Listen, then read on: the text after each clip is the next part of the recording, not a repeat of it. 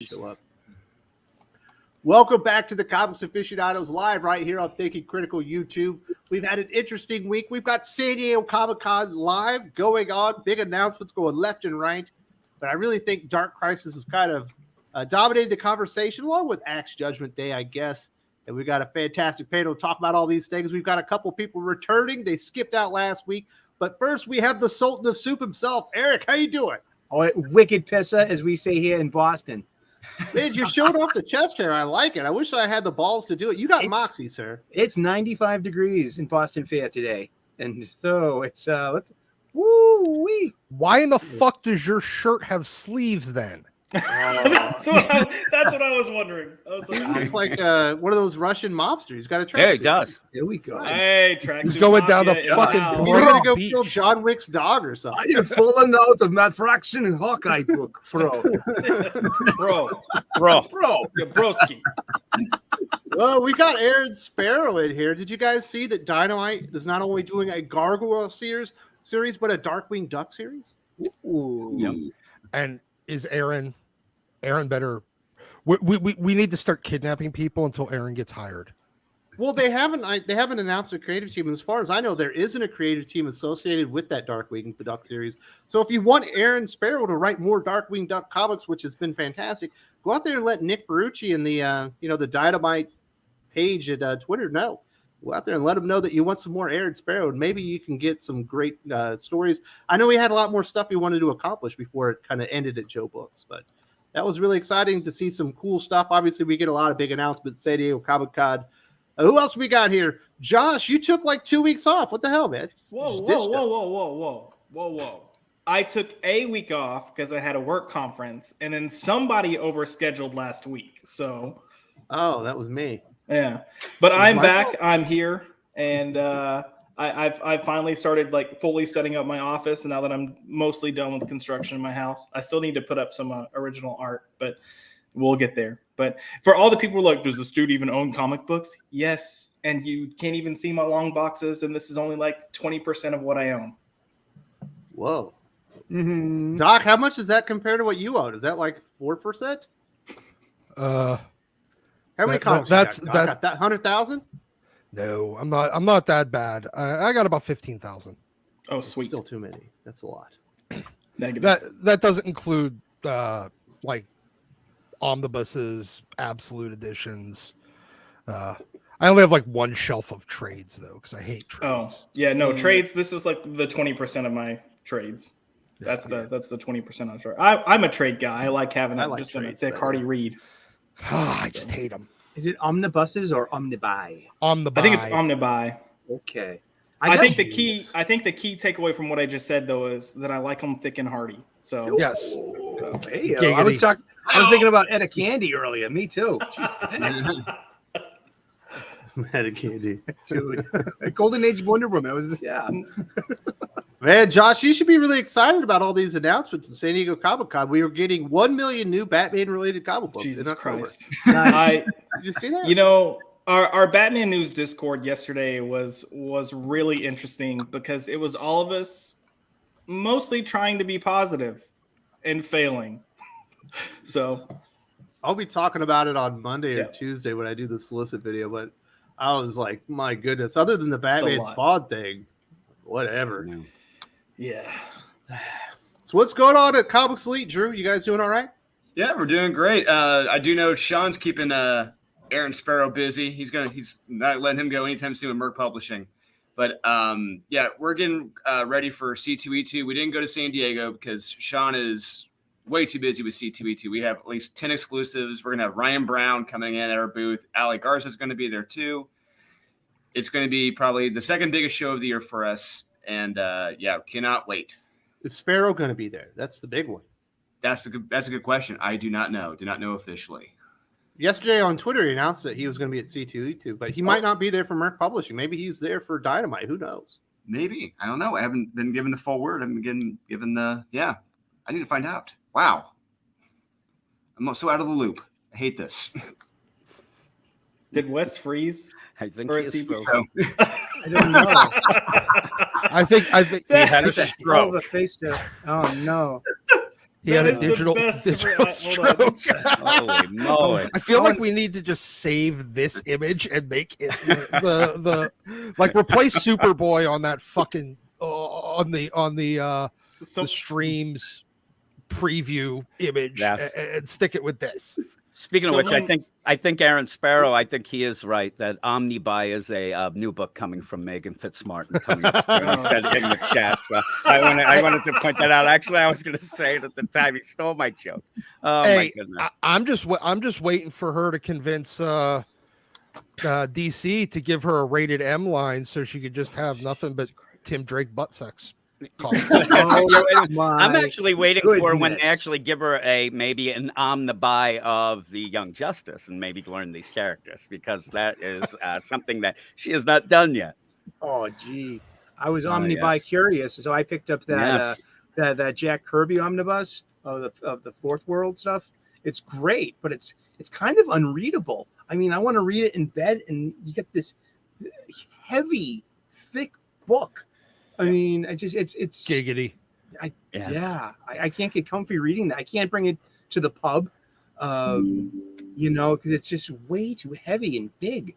But I love it though. Yet, well, since Wes is not here, who do we still have to introduce for the show? Yes, Jim. Yes, Jim. Hey, all I right. actually, what I'm doing right now is realizing that I had kind of the same week as Josh, where I was trying to be positive, all of the announcements, and it was hard. It was very hard to be positive. And as you can see behind me, I have a lot of my We I don't have can't my fucking camera see on. anything. You would see nothing. You would see a basement that has black mold in it so bad that you would call a hazmat team in here right now and maybe try to save me. It's really bad down there. But hey, that's what you get when you have 5 kids and they all scream and yell and they can't shut up for an hour while you're trying to record something. You end up in the basement, an unfinished basement that has been flooded twice in the last year. So there you go. There you All go. right. Yeah, there you go. Here goes your lung cancer. Yes, it is. So, that's pretty much it for introductions. I don't need to introduce myself. It's the Doc is Right show. oh my, the Doc is soup. Welcome. Today on Doc is Soup. No, don't even go there, kid. You know So what? come on. All We need right. to get- So We need Go to get ahead. Wes to take like a vacation one day, like one weekend. Just like we'll do the live stream. It is the Doc is Right show. The Doc is Right show. And it's just open for him. And it's going to be like Wes is going to come back and his channel is going to have been completely deleted. he'll have 8 subscribers. Yeah. And it'll just be the contributors. Everyone else, like, nope. Nope, they're out. All right. So this whole Dark Crisis thing. All right. Now, what do you guys let's start with Josh. You are kind of our DC aficionado. Retconning the name mid-story. What the hell? That is what we call 100% pure desperation. The Hail Mary. Their big event is not selling. And look, you know what? DC can come in and say what they want to say about this. But the reality is we know they weren't giving Joshua Williams some support leading up to this. And now they're having a huge oh shit moment because their event isn't selling. And now they're suddenly trying to give support. But yeah, this is 100%. The book isn't selling. There's not enough momentum or traction. So they're going to do what they can while they can to try to turn things around.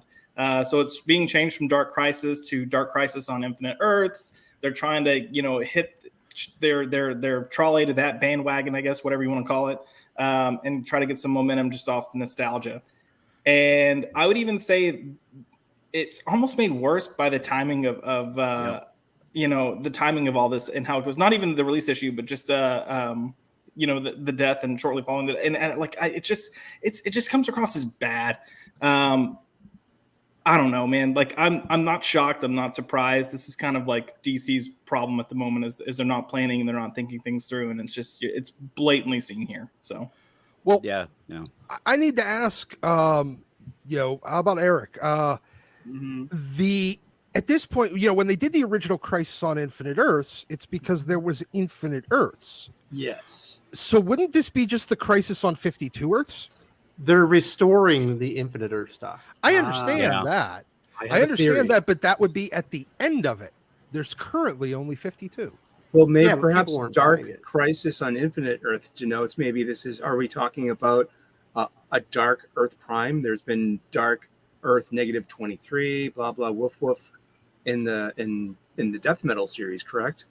Oh, so and there is an that's where Omega Superboy- Earth and stuff and crap like that too. I mean, it's going to be there's going to be a switcheroo at the end, being saying like, oh, this is a tale from the Dark Multiverse or something. So then John Kent, Tim Drake, never mind. I'm gonna get Wes totally demonetized. They're all on Dark Earth Prime. That's where they're gay. Maybe. Well, it could be a good reason to walk away from this mode of continuity into something new and pretty convenient. But you would hope that this whole Dark Crisis would end up at least restoring a set timeline and maybe give us an idea of a solid continuity. But like Josh said, it's a desperation move. It is. And the thing is, they should be desperate. They're failing. So you have to do something. So the thing is, going into this and this announcement, if you have been reading what's led up to Dark Crisis and reading Dark Crisis itself, it's not a shock. We have Pariah in it. He's mentioning wanting to get his world back. I mean, it's already been said to be at one point, maybe a spiritual successor to the Crisis on Infinite Earths. The problem I have with it is they're announcing this, and you have to wonder what they're trying to do. They have pretty much told all the older fans, listen, we don't care about you, even going to the death of Justice League, and the future state, people, and now finally, at the last second, they're going, oh, you know what? We do care about you fans. Hey, Crisis on Infinite Earths, and then the reaction to it, people are either calling it a joke, they're mad about it, they think it's a desperation move, like I said, which it is, but and Josh is completely right, they have not helped out Joshua Williamson at all, including, I don't know why you didn't have the death of the Justice League at the beginning of the actual event, that you would end up having that event mean something, and you had the death of Justice League. The rest of the books just continue as normal. It doesn't have any weight to it. Nobody cares. Nobody even realizes that Justice League is dead because there they are. They're all in these. You don't have the Justice League title, but you have Batman, Superman, all that stuff. They have really fumbled this thing. And Dark Crisis, I don't know if everybody would agree, it feels just like an arc of a story so far. It doesn't feel like an event. And I think they want to put a name on it to make it feel like that. That doesn't work. And again, they're desperate. Yes. That's it. So what are you guys thinking of Comics Elite? Drew, was this the plan the whole time? No, one, this is total bullshit. Two, this is not an event. I mean, so little inside baseball, they already gave out issue 3 to the retailers to preview. I've already read issue 3, and I am bored as shit reading that damn comic. This is boring as hell. This is not an event. And all I'm going to say is, thank God for that Batman Spawn announcement, because that just saved their whole company this winter. I guarantee you that's going to outsell anything and everything else they're going to do. No doubt about that in my mind. Yep. Oh, yeah, but it's only one issue, right? It's a one-shot? One shot, 45 pager. Yeah, Or but still probably sell like 450,000 of that. Are they going to do it? Are they going to do it like the last one where there was Batman Spawn and then Spawn Batman? Where no, one just gets one. Published. Oh, is just DC the one publishing it this time? Image isn't.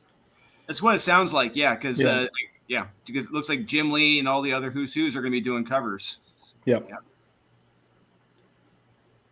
So what are you thinking of Dark Crisis, Josh? Obviously, we haven't heard from you in a couple weeks. We've gotten a few issues kind of trickling out. Even if it is the spiritual successor to Crisis on Infinite Earths, is that enough to save it? No. So I started this conversation while you were gone. Doc was a good right-hand man for you. He got it started even before you messaged. He's the co-host. It's the Doc is Right show today. We're just trying to kick you out. So someone's physically messing with your internet. Again, like I think we've kind of covered it. Just this thing is so messed up, and I think it was Jim that was saying that there's hope that this will lead to some type of clear continuity afterwards. And I had that thought as well, but I don't think we're going to get that. Like, I don't either. That's the scary part of it. Yeah. We're seeing that DC cannot plan to save their lives. And I have no hope that they're going to, I mean, look, you're going to have some good things come out of this. It's inevitable, right? You've got some people at DC that are actually talented and they're going to provide good work. But overall, this isn't going to give us that line-wide burst that we got from like Rebirth or even the New 52 when it first started. Everything's just going to continue meandering, and you might have some minor thread lines that connect. But you're not going to have a team that's capable or committed enough to do the work that they need to do, unfortunately. And if they try to do it now, if they try to start figuring this out now, it's too late. That's the thing. DC puts out fires when the house is already burnt down to the ground. They end up way too late. Like they show up like 3 days later, everything's gone.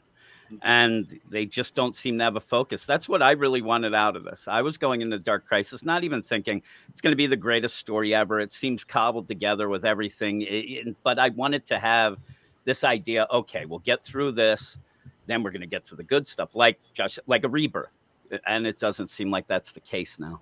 Yeah, I don't think it's possible with like a Stephanie Phillips. And I think that involves getting rid of all of them. Yes, like boom, done. Like your Tim Sheridans. There's a lot of really bad writers. Even Brandon Thomas, who's been good on the indie scene, has pretty much failed across the board at DC. Yeah, I'm still of the opinion that most, like 95% of Marvel and DC, just all need put on a one-way rocket to the sun. Yeah, and they can go colonize the surface of the sun. They'll be doing the humanity a big favor.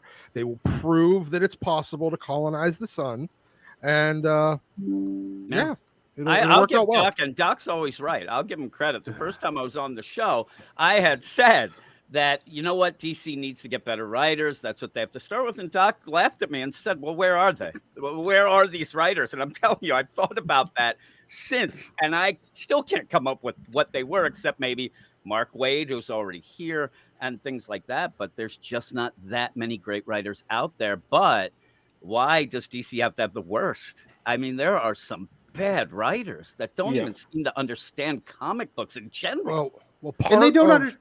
Oh, go ahead. No, go ahead. And they don't seem to understand what Dark Crisis is supposed to be. You had Josh Williamson say this is a celebration of the history and legacy of DC Comics.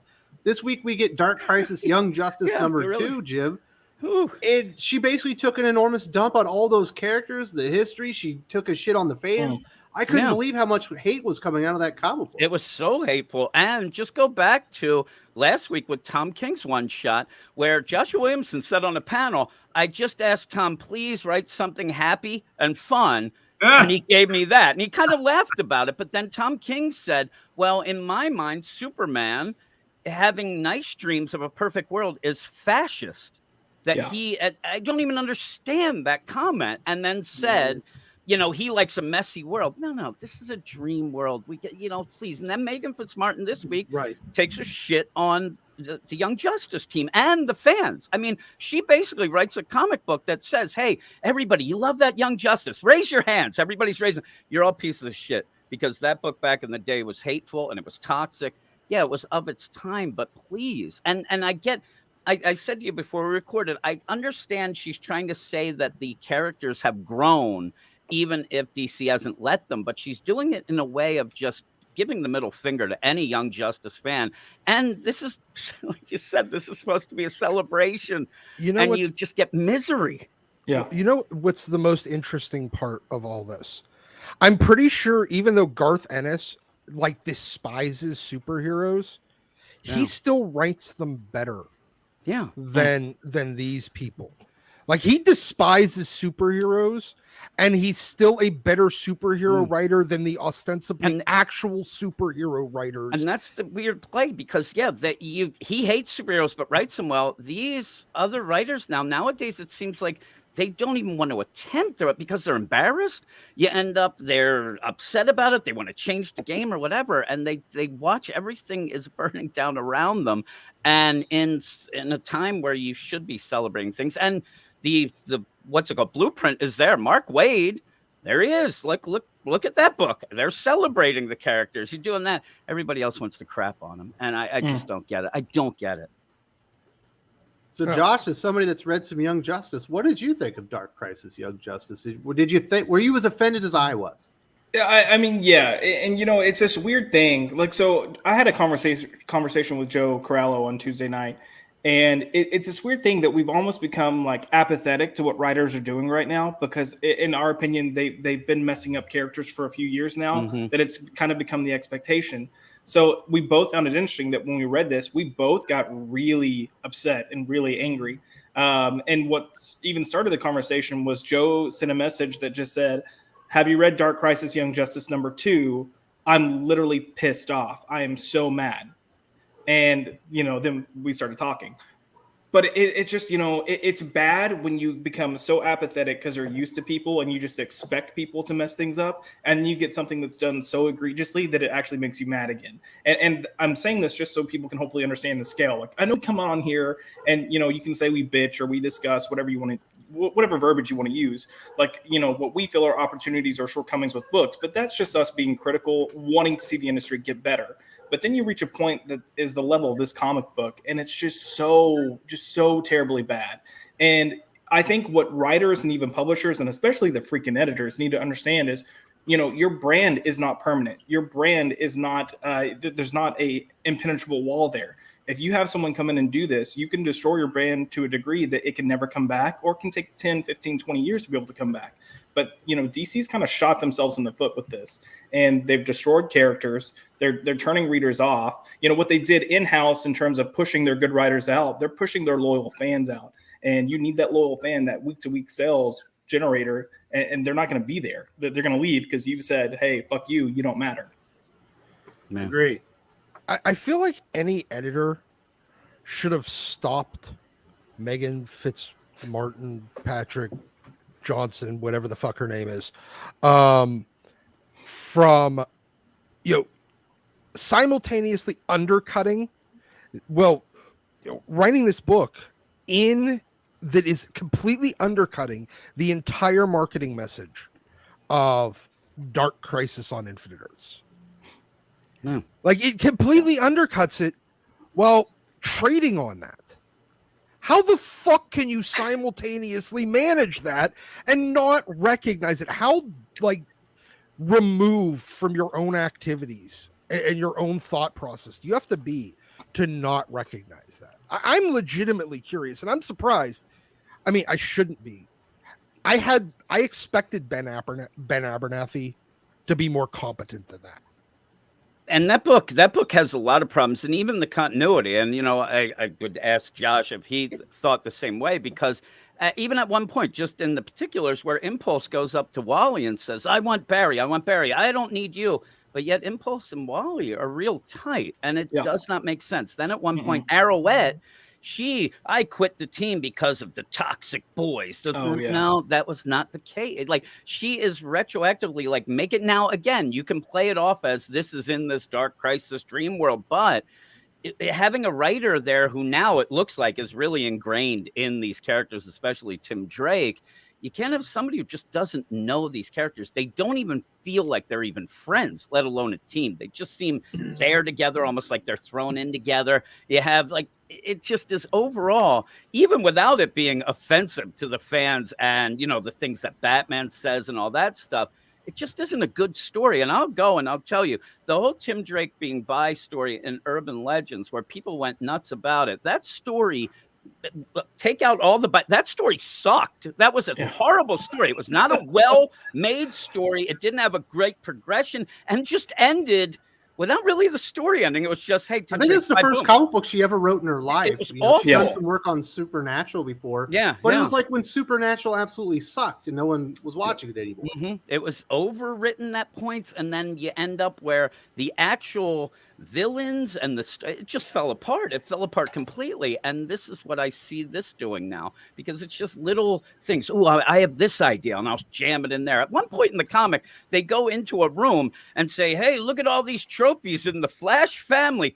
There's no trophies. It's a room with a couple exercise pieces of equipment. It made no sense. And then just the whole thing was nonsense. Yeah, you're talking about the story sucking, and I just want to make a point to kind of mention, like, one of the guys that I've worked with since the beginning of Batman News is Jay Oz, and he's one of the few people that just, no matter how bad comics are, he somehow finds like the He's a silver positive lining. guy. Yeah, like his whole point is, I want to discuss what I think is good and what I like, and he doesn't like to hinder in this negativity. And he is point blank to the point of just saying, this is a terrible book. This is a terrible writer. She should not be allowed to write. And he's been very vocal about that. And I feel bad because this is the one time that the guy's actually stepping out to have a strong negative opinion. And he's just getting attacked, like lambasted with, you're a homophobe, you're biphobic. And I'm like, this is one of my best friends. Like, I promise you he's not. But bad work is bad work, and this is awful work. If you have someone that's that positive, that they make the whole past, like, gosh, almost 10 years now, their comic book reporting career or critiquing career of, let's look at what works, and he's coming in and saying, this is terrible, this is like bottom of the barrel, absolute worst comic book writing that I've found. That should say something. Yeah, me and Jay have gotten in fights. He's so positive, but that's just him. I mean, that's but you know, and he's got the ears of a lot of editors at DC, and I'm just like, guys, y'all need to realize that if he is saying this, you need to do something. I got in a fight with a guy on Twitter last night that is actually another reviewer for another big site, and the guy said that DC has never been stronger in their creative teams and their stories. I almost fell out of my chair. Are you fucking I know. high? How is that even possible? I just need to know what kind of. I want what drugs they're on. Yeah, really. I legitimately do, because there's no one here at this point that could possibly like legitimately convince themselves that right now is any sort of, I'm sorry, at either fucking publisher, you may find a combination, if you take Marvel and DC, their entire roster of creatives right now, everyone doing work for them, even people that only like do like a mini series here and there, you may find, at least in the writer and art team or the writing side, you may find 6 that could have been qualified to sharpen Roger Stern's pencil. And Roger Stern was not a mind-blowingly wonderful writer. His cast runs pretty good. I'm not saying he's bad. I'm saying he is a very competent, like, journeyman comic book writer that writes effective, good, basic storytelling. He rarely had anything super out of this world. He was never able to quite capture Peter J. Tomasi of his time. Yeah. Yes. You may have 6 total across 2 publishers that are basically middle of the road generic comic and that book now writer is a compliment. I mean, before that would have been the biggest, insult. Hey, that's a competent writer. I'd love to have 15 of them. It'd be great, right? Yeah. I mean, you don't have that. That's the upper echelon now, is competent. I mean, and even that, like, look at what the best things coming out of Marvel right now. It's Peter David doing stories from 30 years ago.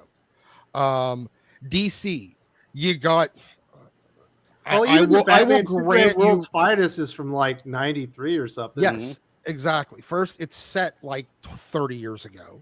Yeah. And it's a writer that's been in the industry for 35, almost 40 years. Those are the only places that you're getting anything that anyone would consider any actual quality.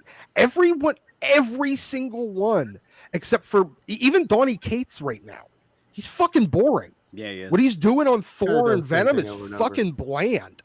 Or Thor and Hulk is bland. Al Ewing, Ram V, all these other, they're basically writing just trash. It's not trash. It is bare minimum competence. And they were the new big thing 2 years ago. All of them were going to be the next star. Guess what? None of them, every single one of them, flamed out after their one big thing. Doc is right. Doc is Whatever. right. So, Doc Drew, is let's right, get sure. back to Dark Crisis, Young Justice. There's a point where I think Arrowette says that the three boys that they're talking about are just completely privileged. And I'm sitting there going, Bart Allen, Connor Kent, privileged characters. Bart Allen was going to die. He had to go back in time. He's basically, handicapped by this really bad ADD. Connor Kent is an experiment. He's like one of the most tragic origin stories in DC Comics history. And then, Tim Drake goes out of his way and essentially saves Bruce Wayne in his darkest hour. And these are privileged characters now. It's like you could just tell that this lady, if she did read any of these stories, she just hated the characters going in. She was just invoking her own personal politics into this Academic jargon. Yes, exactly. When we say the privilege, it's like I took that as, that's a white privilege thing. That's what she was trying to say without saying white privilege. And it's like, you know what? Go fuck off. Go back to college. Let the adults handle the writing. You just write another thesis that no one's going to read. Exactly. Yeah. The myth of the male penis. Yeah, something like that. Whatever. Yeah. But male penis is real. Just ask Josh. It is. Yeah. not according to her. Yeah. Well, I will. thing. Oh, go ahead. I was going to just say, look, this is the problem. They're getting all these Hollywood outcast writers that can't get hired there. Megan Fitzmartin, yeah. Like every single one of them were people. Well, Chris Cantwell was at least like a showrunner and everything like that. But like Megan Fitzmartin, Leah Williams, all of them are people Tim Sheridan tried and failed to actually do anything and be more than just some schlub that happens to be in the room out there. They never got to be a name person out there. So, and they failed at it. They were never able to transition to that. So now they're jumping to comics. And all we get is their fucking leftovers when in fact they should be begging for comics leftovers because comics can do shit that they can't do. Man, they were hired in a very strong economy when you needed writers, and it doesn't matter what they did. But now we have a pending recession. All right, who are the better writers now? Not you. You can go. Yeah, they need to do a little bit of a cleaning house. We do have some. They need a crisis. Let's hear what some of the viewers have to say. Crisis. Callum Lyle, I'm not apologizing when I say women ruin everything because it's true. Ask Victoria Alonso. Eric, are women terrible? You don't like women, do you? I love women so much I stay away from them. You're scared? Yeah, dude. Yeah, women are. I grew up in a house full of Irish women. Who was a single working mom and her three sisters and my Irish grandmother. Seriously, it's like, yeah. He's traumatized. Wow. Eric and Cal, like two peas in a pod. Exactly. They ruined everything. Kind of. Well, we kind of ruined them too. They're sensitive lady parts after a few kids, I guess. Their lives, they have to worry about us, and just there's equality, true equality, and balance in that. Men ruin everything. Women ruin everything. People ruin everything. Wolfspeed 3D says, all these Batman announcements, they get the memo from Young Justice. Batman is a homophobe and should be canceled, Josh. Yeah, he's such a homophobe. We saw it under Megan Fitzmartin's pen. It's just a phase. It's just a phase. Hey, you know what's great? What? Let's slander the only character that you have in your entire universe that sells. Yeah. Let's totally do that. In addition, so first she's gonna shit all over nostalgia in a comic tied into an event that they need to sell based on nostalgia. And then she's going to call the only character they have in their entire publishing line that can sell more than about 8 comics a homophobe. Good fucking job. Yeah. It's because these writers now they can only elevate one character by really shitting on another. That's what they do. Weren't we just talking about how Bruce might potentially be bi because he flirted with a guy to get information like 2 months ago? And Batman the Night. Maybe he's talking about his overcompensating. Yeah, look again. Shitty writers. That's the best way to sum this up. That'll be Tim's new, superhero name, Phase or something. Like that. end up doing that. Drake the duck is now phased. Yes. That'd be perfect. Cal Lyle says, "Why is it hard to fire Vita? Whereas Jim spyless?" I don't think people want to fire Vita. I think Vita probably works for peanuts. Yeah, Vita works. You can't fire her. Yeah, Vita. Yeah, Vita works for like belly button lint and whatever changes in your cup holder in your car, and will still manage to put out 19 fucking scripts a month. Granted, none of them are any better than your average seventh grader could write, but you still get 19 scripts for that's what I think it is. For whatever's in your fucking cup holder, whatever changes in your cup holder, and maybe some extra fries. You tell Vita to do something, they'll have it done in a week, and boom, it doesn't have to be good. It's Vita, off it goes. Yeah, it's done, and it costs you nothing. Ready, absolutely. So I think that's what it is. Roddy Boy Comics. Hi everyone, great background right there, Josh. Nice. He's appreciate the new visuals. Josh has been cleaning up the place, huh? Trying to. We're not going to look on the other side of the camera. Max knows what's over there. He saw some pictures. What? Max has been over there? No. He's seen pictures of what's on the other side of the camera. I have, one's just a pool table. I've got a pool table in here. This is kind of like my junk room until I finish everything. But there's also like it's called a man cave, sir. There we go. We don't use degrading terms like junk room. Well, it's a junk room until it can officially be my man cave. But there's a couple of boxes of alcohol. So if anyone wants to party, I'm your guy. There you go. Apex Comics. Steve Rude on Apex Comics matinee 12 p.m. CST today. I'm going to assume that is legendary comic artist Steve Rude being on a live stream over at Apex Comics matinee.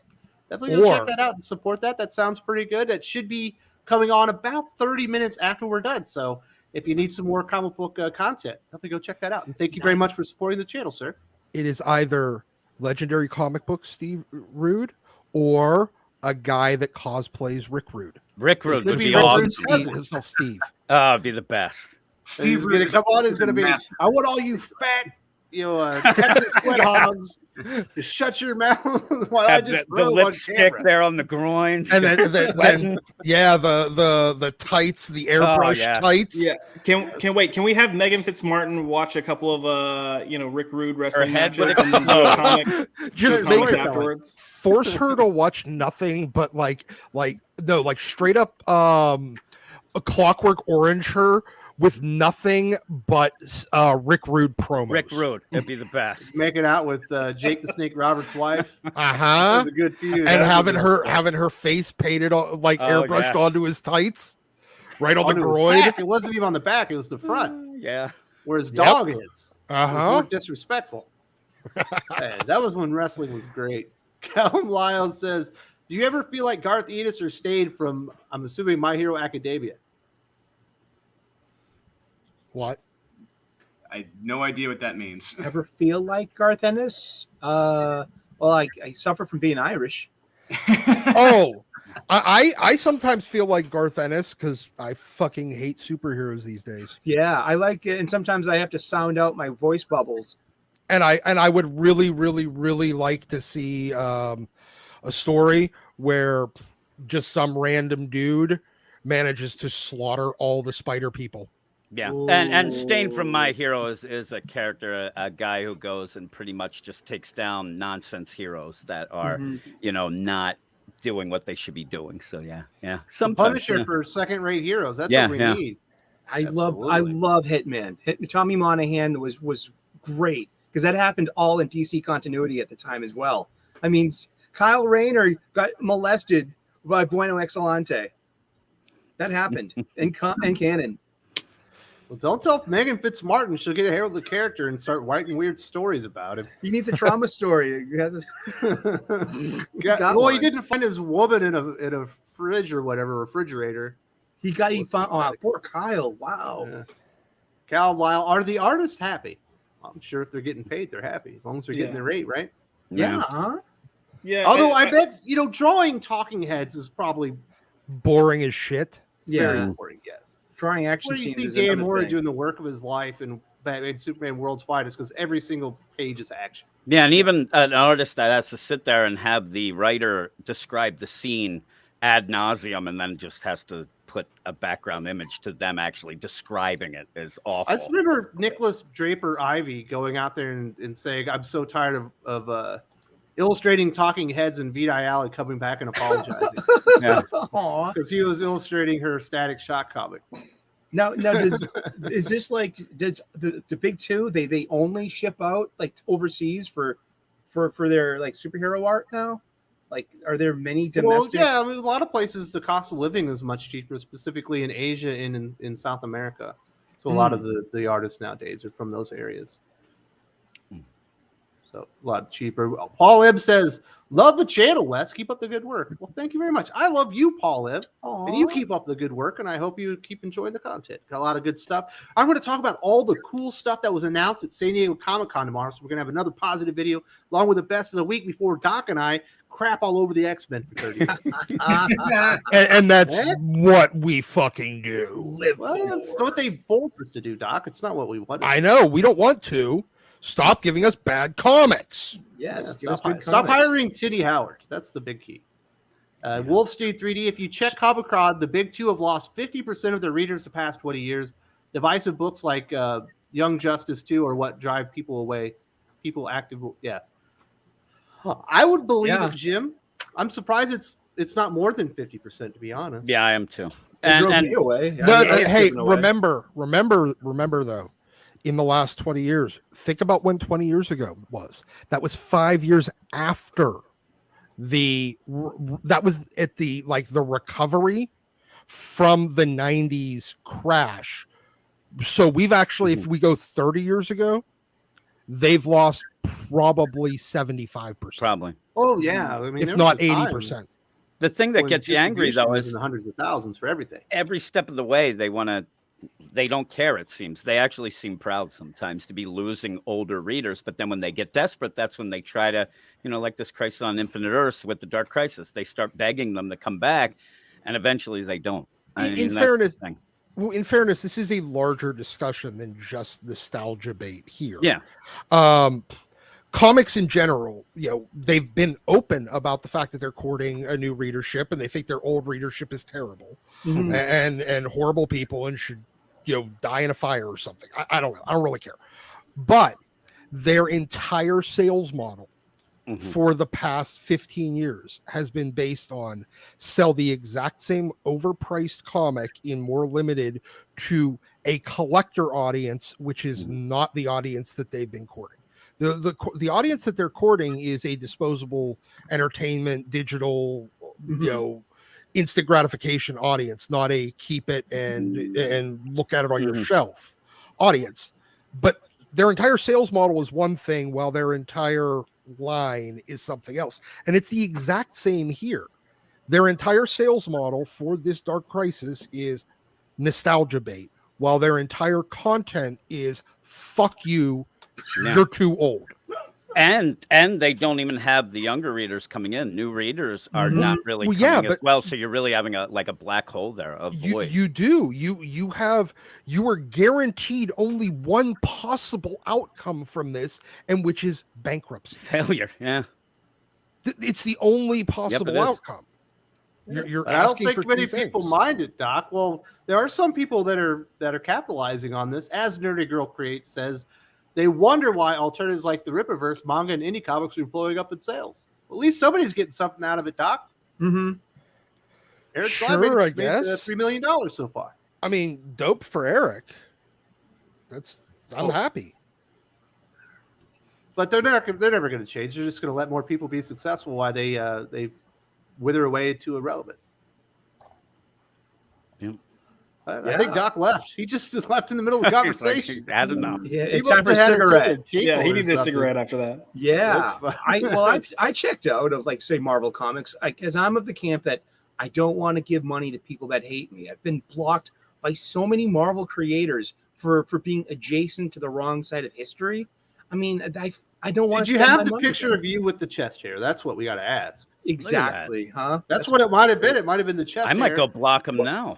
But I spent the Russian mafia gear because of this channel, and I've given I'm happy to go back to my local comic book store now, and I checked out the new release shelves, and I actually in preparation, I got Axe 1, sure, but I also picked up 2 Marvel magazines, and I don't want to spend my money with Marvel, but at the same time, how can I not? I'm a comic book fan, and when you go in there, you're drawn to it. Look, this caught my eye. I haven't read anything by Philip Kennedy Johnson ever. This is the You Aliens need to read Action Comics. Is The good. Last God is what you need That's to read. pretty good too. Yeah. Yeah. So If you like fantasy, this is amazing. new to me, and so I'm willing to go and spend my money in my local comic book store. You know what I mean? I'm thawing, on this, and it's not all completely bad. I mean, this issue of The Flash, I just bought. This is a new issue of The Flash. This is amazing. Who is this guy? Jeremy Adams. He used to write for the DC animated stuff. Now he's doing comic books. He's really good though. Great. These are all my old friends in their own voices. I mean, I'm so pleased with. I mean, I swore off DC after Tom King and Crisis. And that's it. Eric's saying that. How is that so hard to figure out? That people love the characters they love and want to see them having a good time together. It's not rocket science. This isn't rocket science. This was but fun. These writers come in and they want to make it like, oh, look at me. I'm not a comic book writer. I'm a philosopher, and I'm going to do this and I'm going to do that. And it ends up going down. Atomic Hound says it's ironic DC is crapping all over 90s Young Justice while at the same time soliciting the final volume of reprints that completes the Peter David run. How could we not get Peter David on this damn story, Drew? What the hell, man? I know, That's right? a good question. I think Marvel must have Peter to an exclusive, maybe. That's what I'm assuming. Because Peter David and Mark Waid at DC at the same time, I think that's just too much of a good thing at this point. I don't know if we can have nice things. Just go and destroy everything. It's like they're just dropping napalm in the entire DC Comics universe, Josh. Yeah. Oh, absolutely. Wipe it all out. Yep.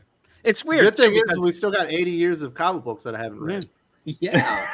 They just had an announcement from Marvel, and I know that Wes not a big Cantwell fan. I'm not either, but he ends up having a Namor book coming out, and actually said in the deal, I blind pitched this book to Marvel. You never hear that from DC anymore. It's assigned books, and I even hear people from behind the scenes. They're assigned books. These people, like Omega Fitzmartin, she just happened to be a writer. They said, hey, you want to do Tim Drake? I'm going to make him buy now. She's there. She's not a Tim Drake writer. She's just somebody that now kind of has, wiggled in there. She doesn't know the Young Justice team. She doesn't know what made that a deal or whatever.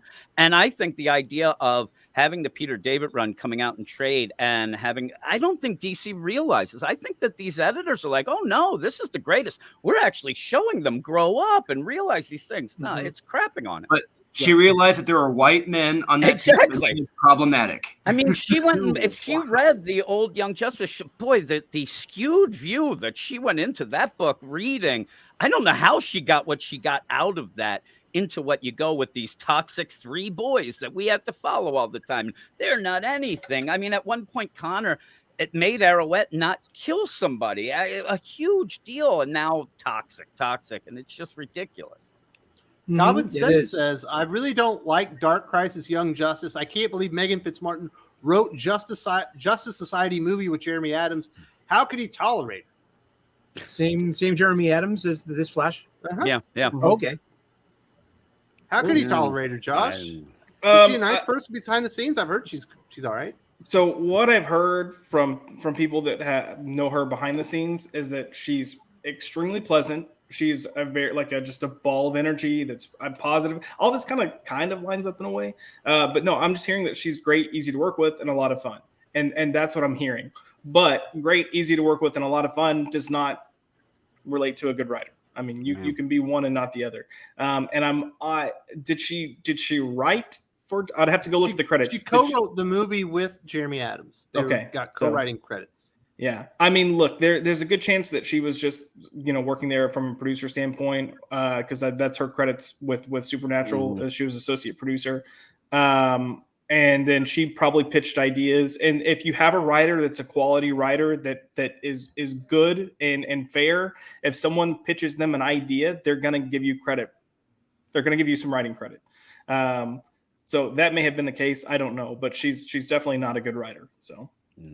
I don't even know if everybody saw the announcement that the real villain in this Young Justice Dark Crisis is Mixelplick Jr. Yeah, Mickey. Yeah, this kid, and I'm like, oh, here we Mickey go. Mixelplick? Mixelplick?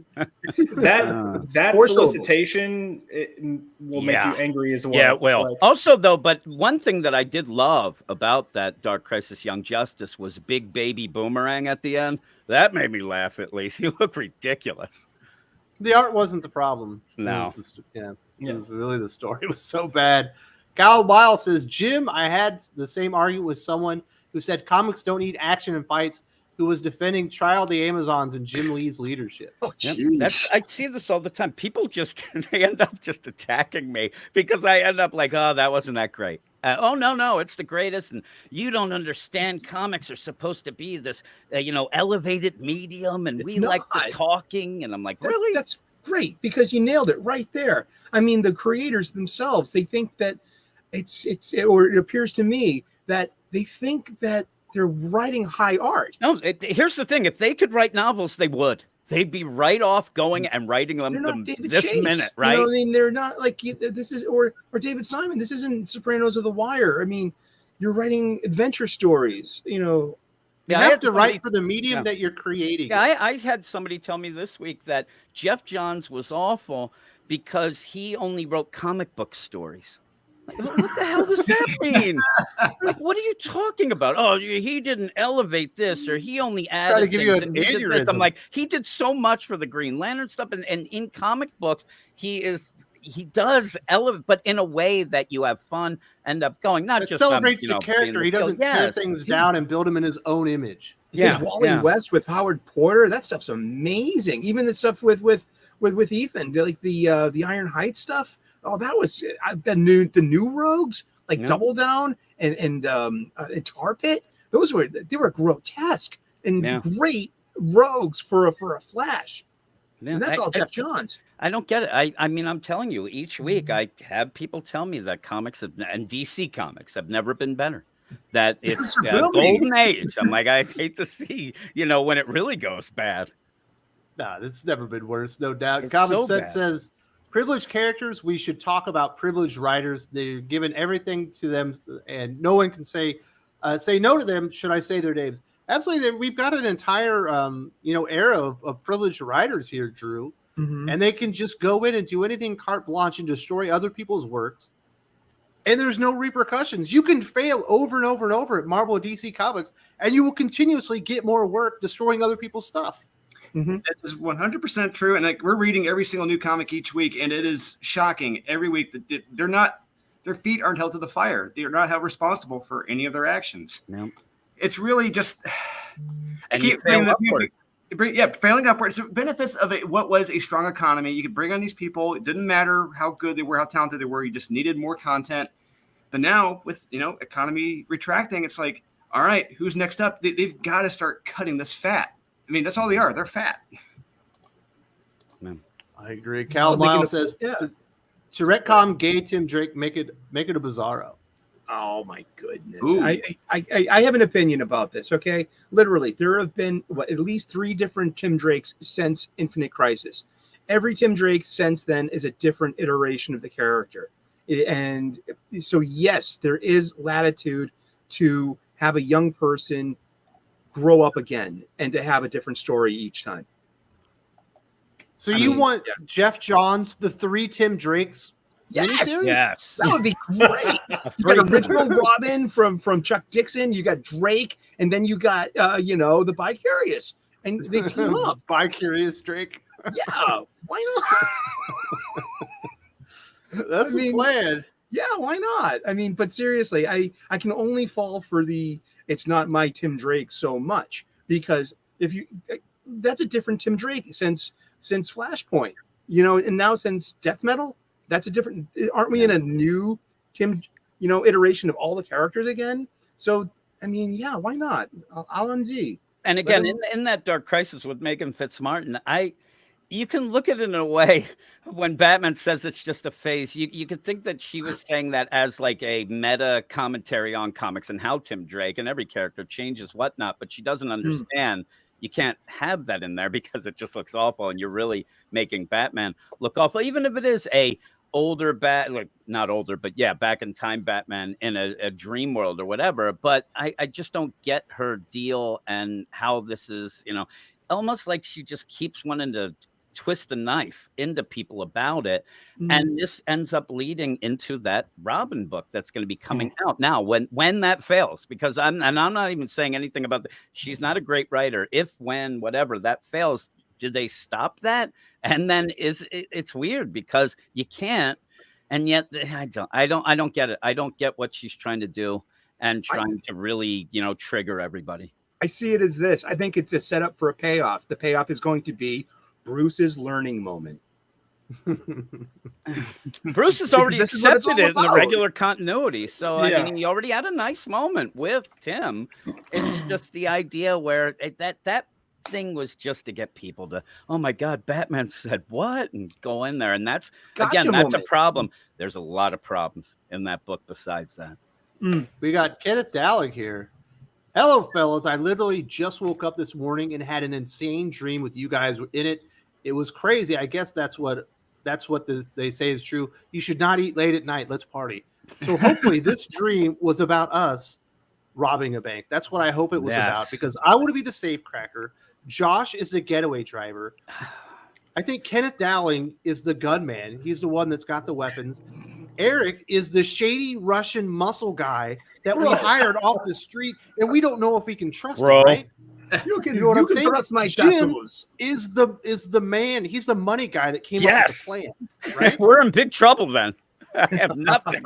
Hey, I didn't say it was going to go well. I'm just hoping that this is what he was dreaming about. I'm cutting off Eric's ear by the end of this. This is going to be awesome.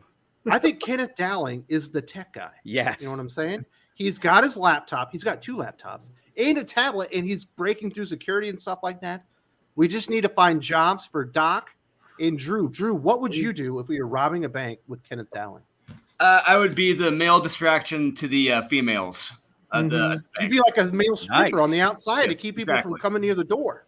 Exactly. Yes, they wouldn't see you guys coming. Yeah, be all focused on me. We might need a Dane, what do we got? Doc looks really shady. You know what I mean? He's got that big beard. Yes. Do you want him with you, Josh? Do you want him to be your co-getaway driver? No, see, I think we need to understand that the reason I'm the getaway driver is because the last time we robbed a bank, the gunshot scared me so much that I kept letting out dulcet screams. He's got PTSD. Tom King's writing the story down. And Doc was the getaway driver originally, but he looked so shady that it made people suspicious before anything happened. Whereas I'm sitting in the car blasting some Katy Perry singing along. And they're like, oh, it's just another gay guy in a metropolitan area. I got the Eye of the Tiger song. Yeah, they're like, oh, here's another, homo singing some pop tunes. That's as we go there. That's our psych up song there. Yeah, what's going to harass you? Because I mean, I do want to spray paint all the cameras and stuff. But I'm a shorter guy, so maybe I won't be able to do that. I want to kill the bus driver. Doc should be the bus driver.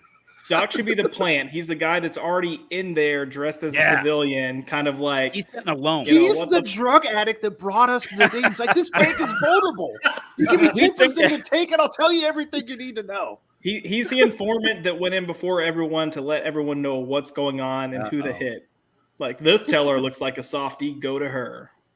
Yeah, he's like, you want to do it at this time because they're on a lunch break and this lady's a moron. She'll give you everything. Also, I do feel like guy. I feel like I need to go on record and say I do not listen to Katy Perry. So please don't associate. Why not? Don't associate. Play Blackpink if you want. We could have that on. Yeah, no.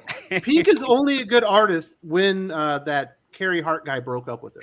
If she's depressed, she makes good music, kind of like the Adele lady.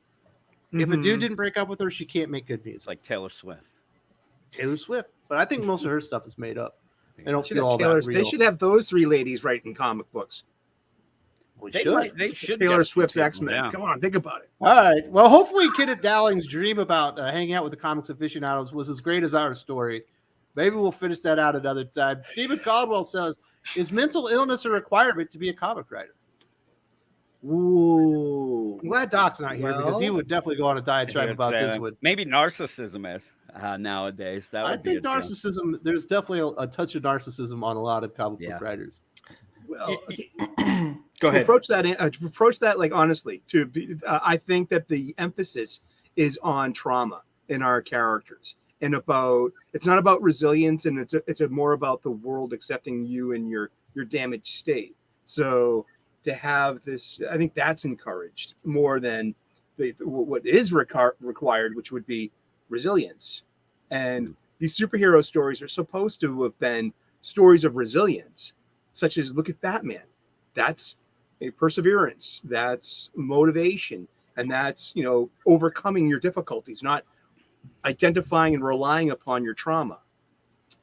And even so, I think that when you ended up having social media hit about and all these, people, everybody thinks they're a damn star, that stuff, right? And you end up I am a star, sir. Yeah, yes, you are. And when you have these writers, the problem is, I think that at some point, like even like a Tom King, he's going to write a human Batman. He's going to write the Batman. And then all of a sudden it became a shift of people must want to have their superheroes like them. Mm-hmm. I don't want superheroes like me. I'm a piece of shit. I don't escapism. need to be that, right? And I want to see something that I can look and strive for, at least read. And then not even the idea that people say, I want to read my books to forget about the problems or whatever. I want to read my books and see the heroes take care of problems and, be heroes and be something at the end of the day that you would, want to be heroes. I mean, it even happened like way back in that, the Burnside Batgirl deal, where all of a sudden it was like, oh my God, she texts and she's on to Instagrams. I'm like, I don't need that crap. I want to see her do something. And it came like, and again, Tom King, you can blame a lot on because he became huge. I mean, humongous. And then you have a lot of people, like I think Christopher Cantwell is kind of trying to ride on those coattails even still. And I don't know. I think that you have these characters that there are so many stories, but nobody's good enough storytelling to come up with something new that is actually, something like, a nice story that ends up being heroic. It's easier to just have, well, those two little girls got slaughtered. I came in here and now I'm going to let rioters riot because people have insurance on their buildings, stuff like that. It's just, it's bad. They're writing the stories that they want to read. That's what they're doing. Yeah, The yeah. problem is, With them in it. Yeah, yes. And the thing Darth with me, Vader here? Is it Doc? I'm here. Oh my God. He's returned. It sounded like Doc sprinted up some stairs. Doc ran to the library. Doc had a cookie in the bathroom. That's what it was. What the hell was that? Buried a hooker in a rug or something over there. I do want to answer this question because I think when you ask is mental illness a requirement to be a comic writer, it's very hard to answer this because I think we instinctually want to be ourselves and make a joke about it. But on a serious note, I do think that we live in a world where for talent outlets, they're not using like a talent scout to hire people. They're hiring people based on standard HR means. They're looking at, kind of what's the virtue of this person. Oh, they'll be great. And then putting them in roles. And then we've also gotten out of this trend of, hey, you need to prove yourself. Before, you'd see people writing comics for 5, sometimes 10 years before they were allowed to fully take over a title. They just pop up here and there for pickup issues or do specials. Or they do something like DC Comics Presents, and you would see them linger in that area for a good while. And it wasn't just like, hey, you need to earn your keep, but it was also so they could learn and develop. Yeah. They would learn how to write for the medium. They would learn how to deal with the public, which I know if you go back to the 90s and prior, wasn't a massive audience, but you learned how to kind of present yourself, present your work, how to do your work, and that is completely gone. And what's made it even worse is now we're throwing people that aren't talented and that don't have a history into these roles because they're cheap. But then to try to sell them, you've got publishers that are like, oh, this is the next big thing. They're such an incredible writer. Because if you think about it, even the moment they gave Vita like some just fill-in work, they were praising the hell out of her. They were. And I'm just using Vita as an example. It's been with multiple writers, but it's just them trying to hype up this writer to make it seem like there's a draw here. And it's weird. Not. You end up paying, a lot of money to have people learn on the job. Yeah. And that's not a great thing. And the problem is we're seeing a lot of them aren't learning on the job. I think somebody just hit the thunder sheet. You end up like some of these That are was not working me. out. And the problem is they're very slow on cutting ties with people who don't end up being able to do the job. And no other, deal is like that for the most part. Back So in we also have Brian Wilson says, reading Sandman, and I noticed how Gaiman uses history, mythology, and religion. Writers today don't use that.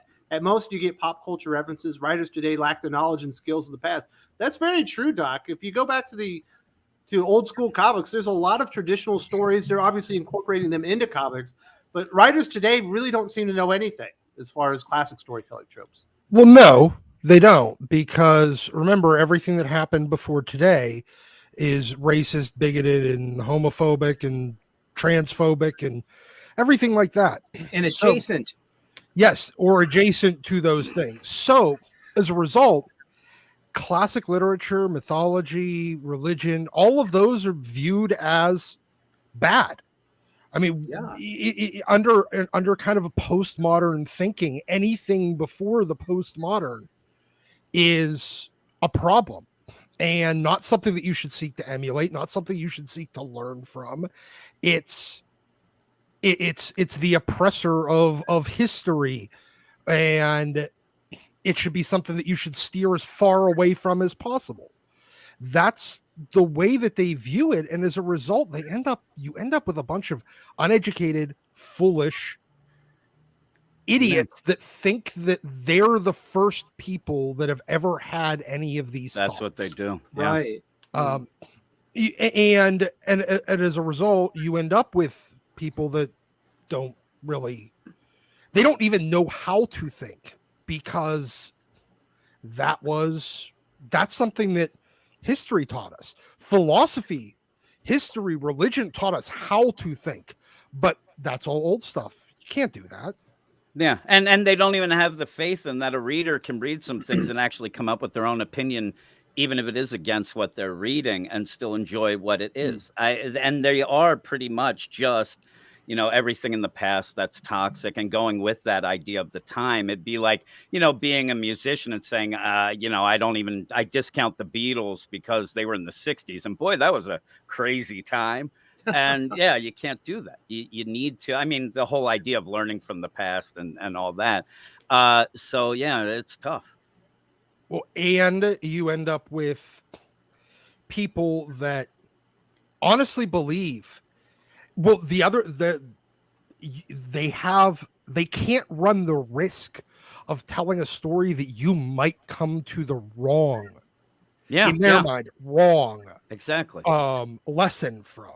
So they need to absolutely do it in the most ham-fisted possible way and tell you that you're an absolutely shitty, terrible person if you don't come to the exact conclusion we want you to draw.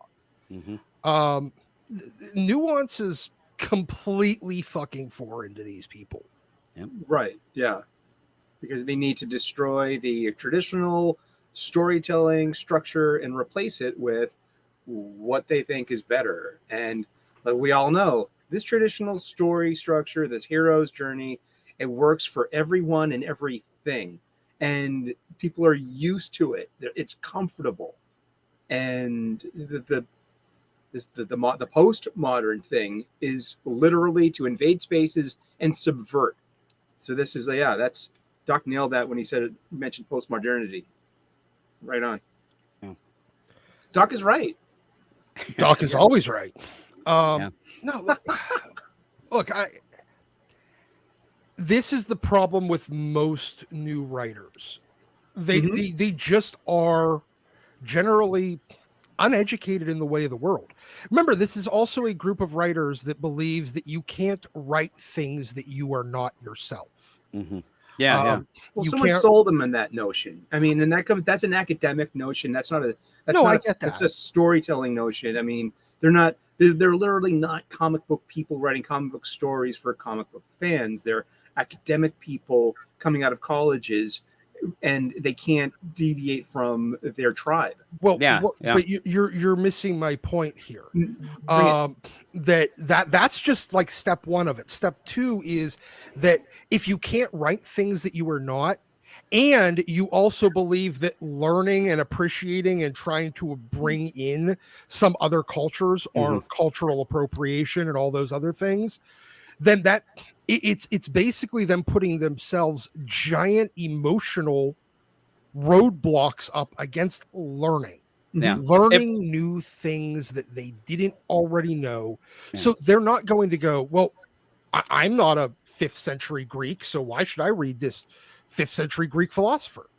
Yeah, and then you said it a little bit in the beginning, Doc, the idea that they actually think that they're right, that they are the ones who have kind of cracked the code and things. And it does remind me, I have 5 boys, and each one of them, when they hit the teen years, ends up thinking that they know better than anybody else, and they end up making dumb mistakes. The problem is we're reading these each week, and it's just they don't think they're wrong. I mean, and it seems like some of the editors as well, they just go with it because of that idea. Well, that's their reality. That's their, but they don't have that broad deal. And it is tough. And it's almost like the idea, like, you know, somebody is not so smart. That's, you know, can be dangerous, but somebody who's not so smart but thinks they're a genius, it gets worse. I mean, that's where you get real troubles.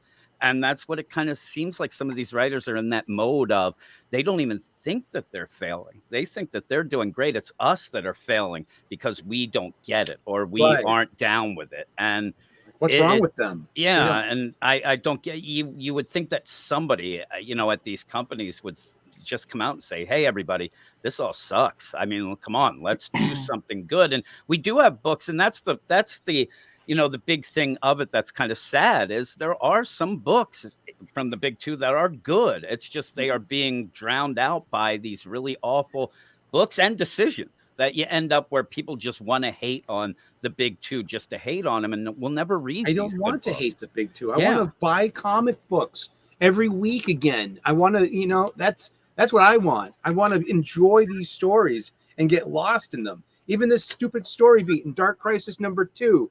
Right at the last second, Superman swoops in. So, I mean, like, it's cheesy as hell. But you know what? It got a chuckle out of me. Oh, that's Superboy. That's not Superman. I know, but he got into his vicious fight with Cyborg. He gets into his vicious fight with Cyborg. We got a question about Wally West. Common Sense wants to know, what's your opinion on Wallace West having his original mantle named Burst? I do think he's better as the 3rd Hot Pursuit. Wish for Brandon's Kid Flash. I love his silver outfit that they bring back at the end of this outfit, that original New 52 costume of his. I love that look on him. He doesn't. He doesn't look good in that. Actually, it's at the end of the Flash here. It's great. The silver costume. Do you want it to be Burst or do you want it to be Hot Pursuit? I would give him a new identity. We're always talking about this with Miles Morales. Like, give him his own bloody code name, his own bloody thing. You know, let's give him a new name, Silver Flash, or you know, just or and here's a wildly crazy concept. We could stop having 38 versions of every fucking character. That would be weird. That's another option. Look, I feel like if we've learned anything from another book that was released, that he should just be named White Flash. Yeah. That's a segue if I ever walked into one. Kenneth Dowling says, I saw your video on Batman Superman World's Finest, and I agree with everything you say. Great comic, and I definitely was taking notes. Well, I'm glad you enjoyed that video. I know we do the best of the week every week, but I'm going to try to do more individual videos really highlighting and expressing why I think these comic books are so great, because we don't really go too in-depth on best of the week because I don't want to spoil too much stuff. But I had a really great time doing that one. I'm glad people enjoyed it. More people actually watch it than I anticipated, so I'll definitely do a few more of those. But I'm really glad that you enjoyed that. Doing some more positive stuff is a lot more fun than talking about how bad things are. McKeedy Draws says, hey. Oh, I'm new here. I just saw your 2 recent videos on Artemis and Young Justice. Megan Fitzmartin really comes off as a complete no-talent hack, and Artemis is shameful because I loved Red Hood and the Outlaws. The Artemis story is so weird, Jim, because it's a classic story. It's the betrayer story. It's Judas. It's Brutus. But this time, Artemis, I guess because she's a woman, can't be a villain and is just welcomed back into the kingdom and is praised for murdering the queen. Well, remember, this is a book that has turned Medusa into a hero as well. I mean, going into the trial of the Amazons, Medusa now is looked at as a really cool person. That's a popular sentiment among scholars nowadays. Yeah, it is. But with all that, well, she was abused and all that, so they're going to go with that. But in this, the weird play is the idea that Artemis ended up doing that to Hippolyta was actually set up in a backup to Wonder Woman before the event. They had a meeting, but nobody ever referenced. Why wasn't there an editor's note in that said, hey, and then at the end it became the Wizard of Oz? And also this, like, I don't know, Twilight Zone town with demon dogs. That book was a complete mess. And then and also, I don't know if everybody would agree, that should have been part of the trial of the Amazons. You could have had that in 2 pages in that book. Detective Cassie on the scene that goes out and Donna Troy, who was that in that book? I didn't even recognize her. In a week where I think that there's been mischaracterization throughout the whole line of DC books. Nobody knows these characters, so they end up making them fully losing their mind. Donna Troy came up because she's just yelling the whole time, I'm Banner Migdal. She's been in the Banner Migdal tribe for a hot afternoon and ends up coming off like she just stopped drinking and wants to yell at everybody to stop as well. Like, shame them with that. And it just, I don't know. Plus it's wordy. That's good one. The art looked pretty good though. But overall, it was a mess. It was a complete mess. And nobody's going to go into that as an Artemis fan, especially Red Hood and the Outlaws, where I really did like Artemis in that, and say, oh my God, this was so good. At first, I mean, at the beginning starts with her probably eating hobo chili as she's going on a train, right? I mean, it didn't make sense. And then she's like Bruce Banner, town to town. It made no sense because there wasn't enough story to have. Then they made it oversized to make it worse. And then, yeah, you end up with, hey, Artemis, you killed Hippolyta, but really that was the plan, and it was great. She drank it on purpose.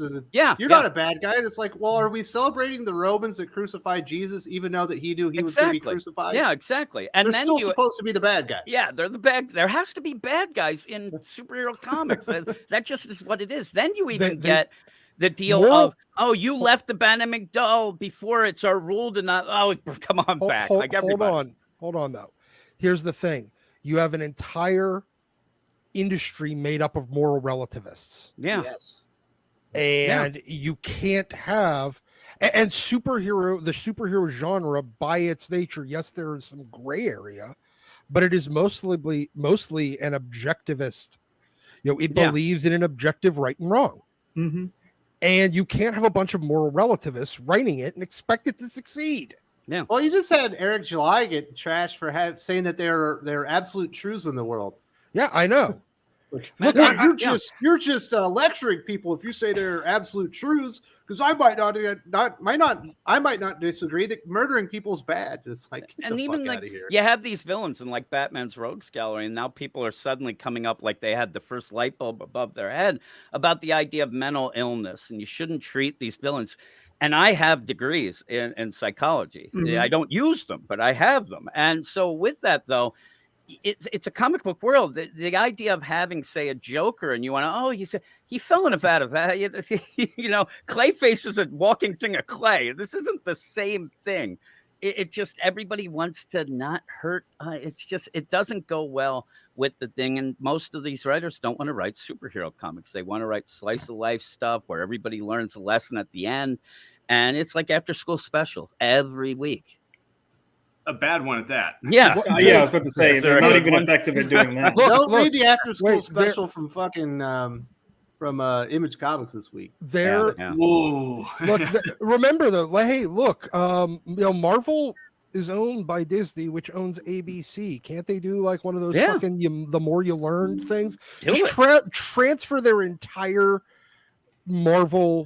Meredith Baxter Burney could be the mother of every one of them. Yeah, exactly. Just transfer her, everybody in the writing department over to ABC. They'll just write one of those the more you know fucking things with the little was ABC the one with the star and the rainbow, or was that CBS? That's NBC. NBC. Yeah. Fuck. Oh, yeah. All right. Well, we'll buy that off NBC and then do one of those. Yeah. All right. Thank you so much for supporting the channel, Bikini Jaws. We've also got Chris Bender. Thank you for supporting the channel. If you have a question, let us know. Obviously, there's nothing there for that. Cal Weil says they made Psylocke gay now with Rachel Summers. Doc and I are going to have a conversation about that and expand upon it within the X-Men line tomorrow. Hot mutant on mutant action. Lade Graver says, "Hey guys, hope everyone is doing well. I'm late this morning, tested positive for COVID last night, so I'm hoping I can make it through this FUD stream." Well, I had the COVID. It wasn't that bad. I hope that you're doing okay. I know it's different for everybody, but we'll be praying for you and hopefully you get a nice recovery. I'm sure everyone on this panel has had COVID now, right? I had it twice. I think it depends on what strand you get too, because that first time I had it, God, it sucked. Yeah, I'm with you, Josh. The same Delta thing. happened, and I was like, oh, just I think the entire world has had COVID at least once now. Pretty sure I had it like literally February 2020. Yeah. Coming back from LA. So I'm like, yeah, it was just the weirdest cold that I'd ever had. But never had it. Whatever. I felt like I'd been hit by a truck, but that was about it. That was like me, yeah. I tested positive on January 25th, and my ears popped once, and I got a week paid off of work. Nice. Yeah, that was about it. Do it, sir. Yeah, but hopefully you're doing all right, Lade, and we hope that you can make it through the entire stream. Me too. And I hope AL is feeling well too. No, Wes, that's not what you guys did in my dream, but what you said was cool. I did dream of these thieves who posed as cops to commit crimes in Los Angeles. I think Brad Pitt was in it. That was totally me. Just exactly. Doc. I don't know, Doc, did you hear about our plan to rob a bank and that you would be the inside guy that was like a meth head that we were using to get the plans? Oh, wow. No, I didn't hear about that. I was. Oh, I'm the safe cracker. Kenneth is the technician guy that's on the computers. Jim is the man with the money in the plan. Josh is the getaway driver. Eric is the weird Russian muscle that we don't know if we can trust. And then Drew is going to stand outside and create a diversion. And I'm the meth head. Awesome. Yep. Yeah, that's so desperate that you're basically turning all your friends over and putting them in harm's way so we can make some money. 10% of our take, Doc. Sure. Sounds about right. Doc, would you be the guy? Would you be the Joker in the plan that ends up murdering everybody one by one as we start committing the crime? Probably. You're like, no, I'm taking it all. Fuck you, people. We thought he was a meth head. It turns out he was the Joker. It was this big plan all along. So, yep. That was a good conversation you missed, Doc. Roddy Boy Comics says, what about Chuck Dixon writing the new Tim Drake series? Really love his work. Robin #1 and Batman 500 are my two favorite comic books in my collection. Well, that would be great, but I don't think DC Comics is going to bring in Chuck Dixon to write the gay Tim Drake series. I don't think Chuck Dixon would write. No, you have to get Cena Grace to write it because you have to have someone. He has to Drake everybody. Yeah, Bobby Drake, Tim Drake. Right, but I think we all wish that Chuck Dixon would come back, but I don't see it happen. I think he's doing pretty okay with some. And Chuck Dixon would be one of those where, come back and do a Peter David deal, do some sort of Nightwing story out of time, a 6-issue mini. People would buy it; they would love it. What Greg Rucka? I mean, Greg Rucka. Yeah. Jeez, I miss his Gotham, the Brubaker Rucka Gotham. Wow, I miss that stuff. That was like peak good Batman family. Mm-hmm. Well, they have that John Ridley book coming out that they announced. That it's John fucking Ridley. Yeah, and that's the thing. Why not get Greg Rucka to come back and just do a 6-issue mini, 12-issue, maxi deal of a Gotham, because Central. you don't get virtue points of hiring I know. John Ridley if you hire Greg Rucka. Yeah. Mm-hmm. Happy Steve says, thanks to Thinking Critical for the recommendation for Life Zero. I was able to get them all. New issue appears to be the end, which is a great ride. Hard to say goodbye. Drew, that is a damn good comic book. Everyone should be reading that damn thing. It's so good. It takes the zombie, tropes and then turns it on its head by the end. It does. Yeah, I didn't see the end coming, but I thought it was much better than The Walking Dead. I'm going to say that right now. I loved it. Yes, I mean, I love Marco Cicchetto's art in this. Okay. I think it's much better than his Daredevil stuff. You have my interest. Yeah, you should go get Life Zero. The last issue came out this week. Oh, okay. I like going back to the comic book store now. So allons-y. I like that. Yeah. That's glad you enjoyed that. Would happen, Steve. I wish more people would read it.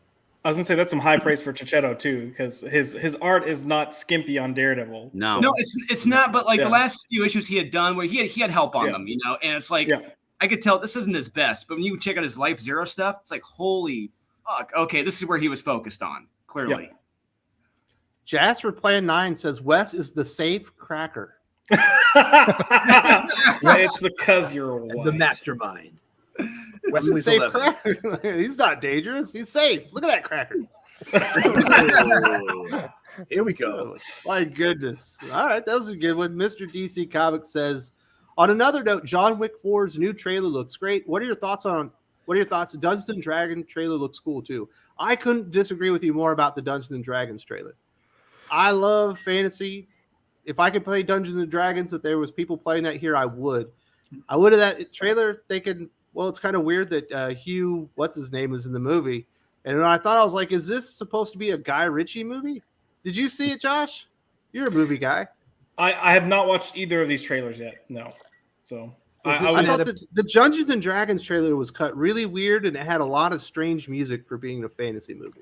Is it the It was kids very from the quippy. TV show, the 80s cartoon? No. This is No, got it's Chris Marlon Pine. Wayans.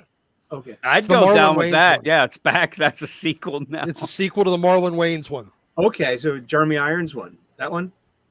Yeah. I don't remember. I just remember Marlon Wayans. Yeah, Okay. Jeremy Irons was the bad guy in Good. that. Yeah. We'll Yeah, see what okay. happens with this Dungeons and Dragons movie. Like I said, it was cut really weird. Chris Pine comes off as like really quippy, like he's in a James Gunn movie or something. It was a little strange.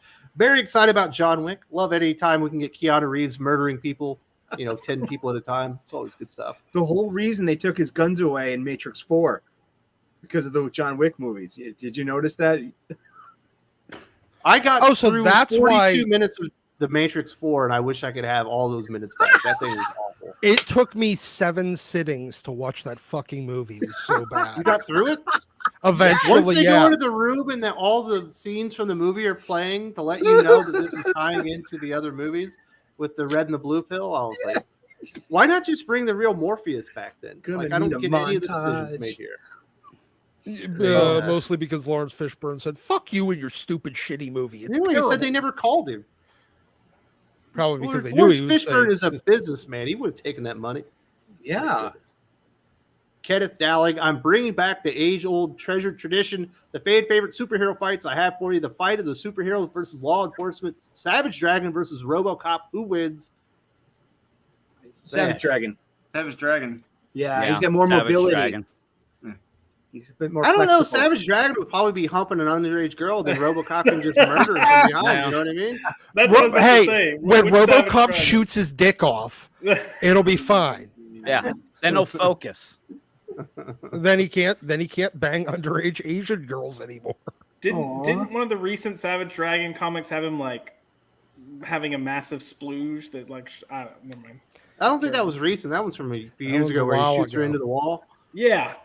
That was a few years ago, but Okay, yes. But yeah, he's busy. So here's how the fight goes. All right, Doc, let's finds- keep this clean. RoboCop finds Savage Dragon banging an underage Asian That's girl, and then and then shoots his dick off. Can he grow it back?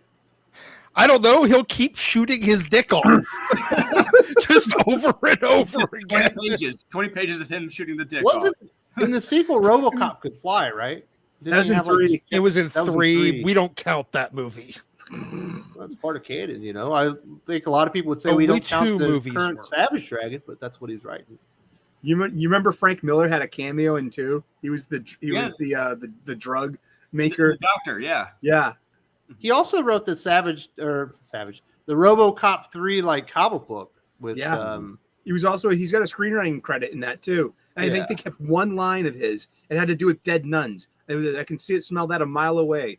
I read the comic book. It was very meta. It was very about Frank Miller and dead nuns. He didn't like Robert Morton Jr., the guy with the big mouth that was always chain smoking? Morton Downey Jr. Morton Downey Jr. Yeah. Morton Downey, he did not like that guy at all. Like that was one of the characters that you could tell. Mhm. And he apparently hated that guy. He made him look like a dipshit. Well, that guy kind of does, but yeah, it was interesting stuff. I don't know. I'm taking RoboCop. Ooh. Who else? What do you think? I go Eric? with Who's gonna RoboCop. win? Savage Dragon or RoboCop? He's already dead. You can't lose. Well, he's a cyborg. Technically. And Drew said he was taking Savage Dragon. Who you taking, Jim? I'm gonna. Well, now that I know that he got his dick shot off, I have to think this out. But I'm still gonna go Savage Dragon. I still go with him. And Dick you, with Josh? Savage Dragon. You're a I would Savage probably- Dragon guy. Yeah, I'd probably go Savage Dragon on this one. Like, yeah, I mean, look, at this point, just throw an EMP at RoboCop and shut him down. Ooh, there we go. Kenneth also says, I will definitely be the brains in your Heist West, the blackmail oracle. I like it. Yes. Very nice. And Kenneth will be live on the channel next week because we're going to talk about ASM 900. It's going to be a big issue. Mhm. What do you think about that, Doc? Are you excited for ASM 900 and the Sinister Six Adaptoid? We're going to see this weird villain Voltron. That sounds cool. Villain Voltron. Hey, I just want to know what the fuck did Peter do? Because we're now like we're almost at issue 900 and still they haven't brought that up since issue fucking 1. Remember the whole premise of this series?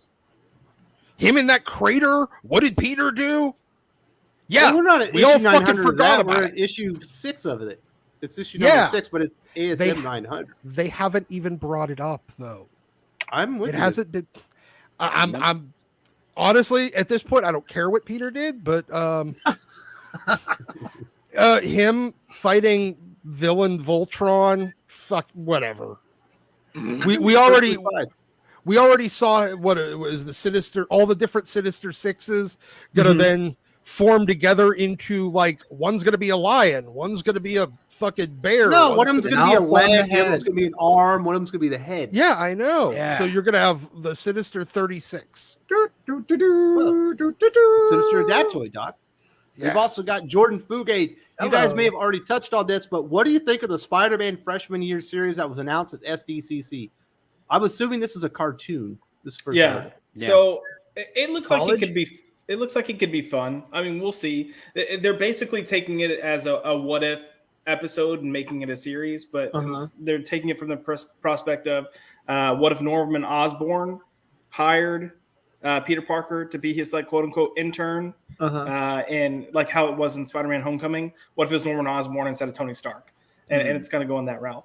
But he's still going to be a hero, so it could be fun. We'll see. I mean, Who's going to be Norman Osborn? Are they bringing back Willem Dafoe? I don't know if they said. I think the only person they've actually announced as voicing anyone is they are having Charlie Cox voice Daredevil in the series. That's cool. Probably because he got nothing else to fucking do until That's they put him true. in a Yeah, Daredevil Charlie movie. Cox was just in a movie like 2 years ago. Yeah, 2 years ago. Charlie, I will let you know right now. Charlie Cox he's filming a lot right now. They are doing what they can to milk him at the moment. Other than, yeah, but just guest spots.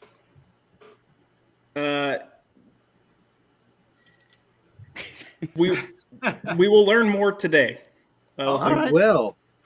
Fucking Kenneth spoil Allen it, also bitch. wants to know, have you guys seen the trailer for RoboCop the game on PS5? It looks sick. Yes, looks it sick. does. Yeah, it looks pretty slick. Yeah. Man, I don't really get to play video games very much. I have some retro stuff. Yeah, I guess I might- play games. Yeah, I might end up breaking my 15-year vow of not playing video games. Have to get this one. This looks amazing. Yeah. Not for Gotham Knights? Oh, you just reminded me. Yeah, I got to get that's number one. Then RoboCop. Yeah, clearly. All right. Very nice. Roddy Boy Comics says, hit that like button and enjoying the discussion. Well, thank you very much. You definitely hit the like button. I think we're at 135 likes so far. We've had over 300 live viewers for quite some time. So That's if you haven't awesome. let everyone know that we're having a great time here, having a good conversation, definitely do that. Yes, indeed. Now it's time to move on to another subject. It only took us an hour and a half, but I knew people would want to talk about Dark Crisis, and then we'd veer off into other stuff. We have Axe Judgment Day begins this week.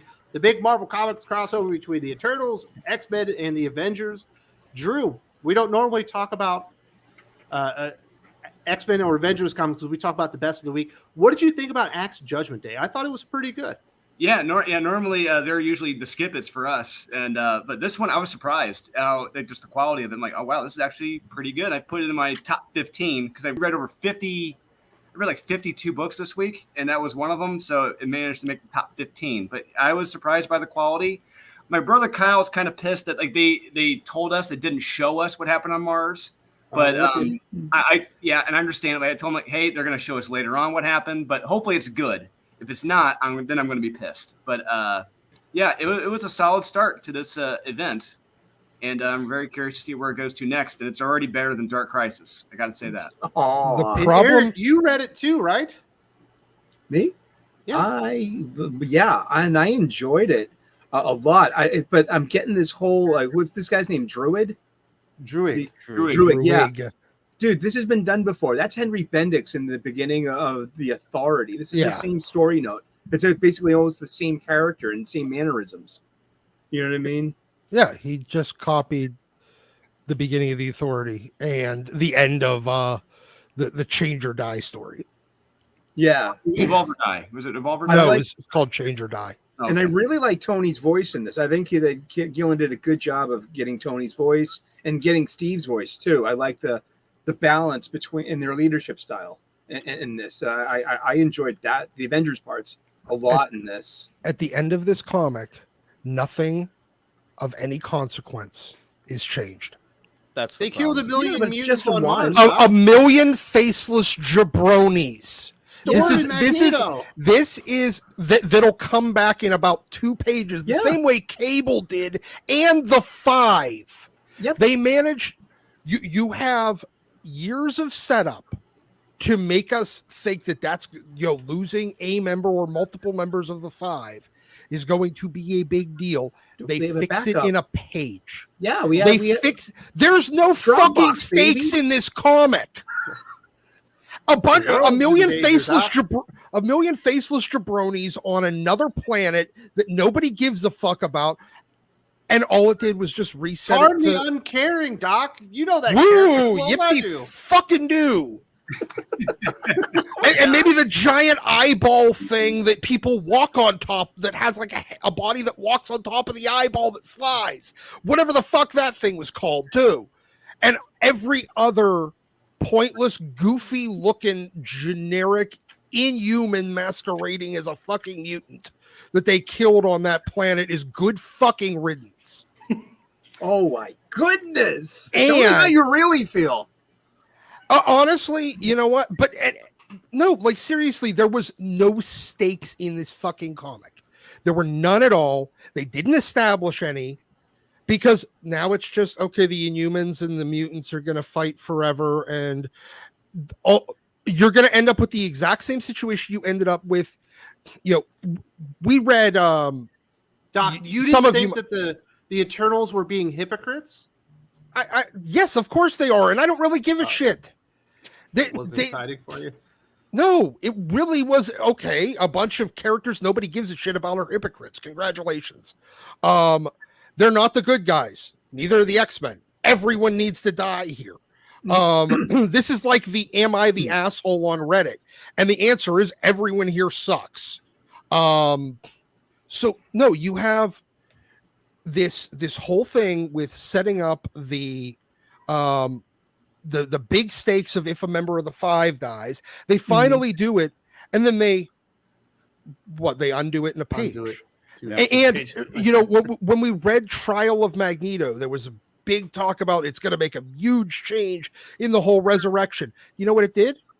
It made the one loophole, the one deficiency in resurrection go away.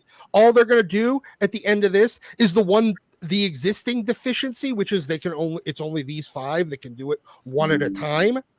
Well, they're just going to end up. They're just okay. Fine. By the end of this, they're going to figure out how to do humans, and they're going to have they're going to just turn the 5 into a fucking assembly line. That's all it's going to be. There's going to be some thing that, or some 1,000 clones of each of them that all are doing it at the same time. So that way they can't, even if they lose one, well, who cares? There's 999 more of the exact same one. Who fucking cares? Nothing mattered here. And when we were all done, at the end of this issue, any stakes that might have, been established, any urgency to read the next issue, it's fucking gone. They took it out in the same issue. I don't know. Doc's kind of taking the wind out of my sails here, Jim. What did you think about the comic? Were you? And here's the deal. I said last week that I haven't read any X-Men since last year's Hellfire Gala, but since we were talking about it, I did read the Eve of A.X.E, Eve of Judgment Day, and this. And yeah, that Eve deal, that was just yakety yak. This one, I agree with Doc that the stakes were taken out. No, I still liked give it. you that. I liked it I'll enough. give you that. The problem is we have to pour one out for our jabronis on Mars, though. I mean, I know that Doc has given thumbs up to genocide here, but that's fine. But you end up with the idea of it where going in, I'll give it credit of me, and maybe this isn't credit for the whole line. I didn't feel lost. I kind of knew most of what was going on.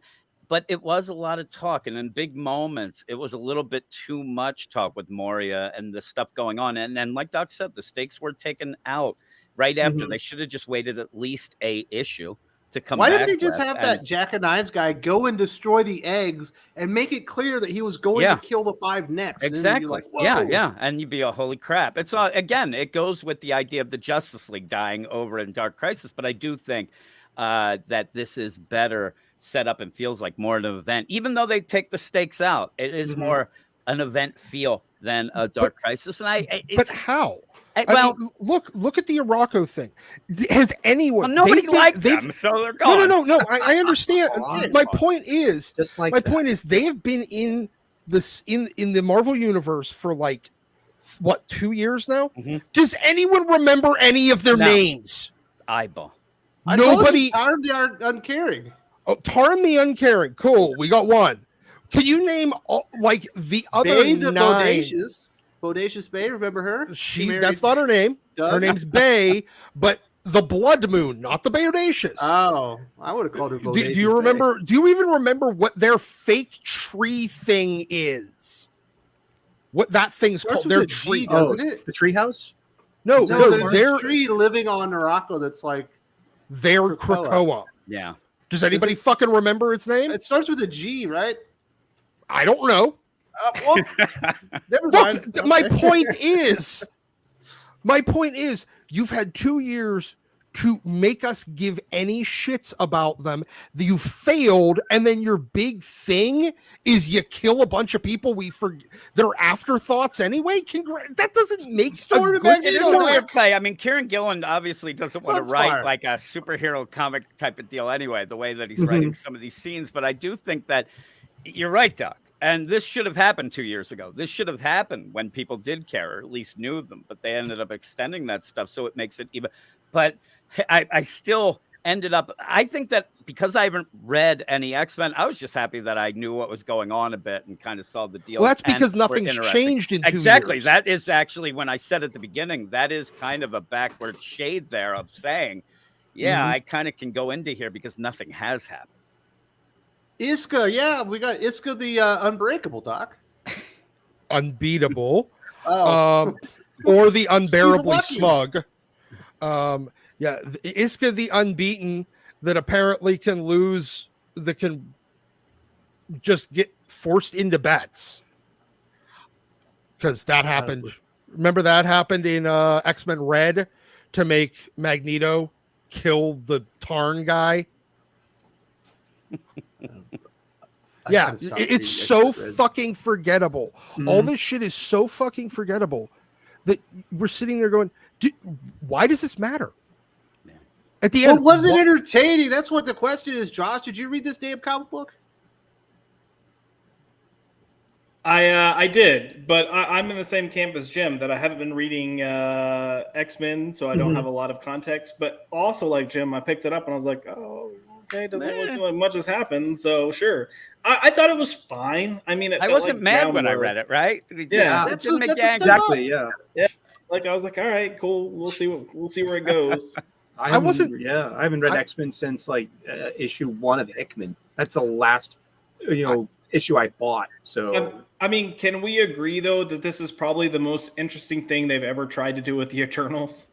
Pretty much. Yeah. I mean, that alone's a win. But other than that, it was fine. Oh, actually, you know what? No, the Neil Gaiman thing was more interesting, and that flopped on the vine too. This one's probably not going to do great, but I was just so shocked after reading Eve of Judgment, Doc. My expectations were very low. I will agree that this is a big step up from Eve of Judgment. It was absolutely it was a better story. The only problem is I didn't hate this story while I was reading it, but after I got done and thought about it for more than 3 seconds, there's your problem. Yeah, I know. This is the problem. You can't think Consume about entertainment, Doc, and then consume more entertainment. Stop Yes, thinking.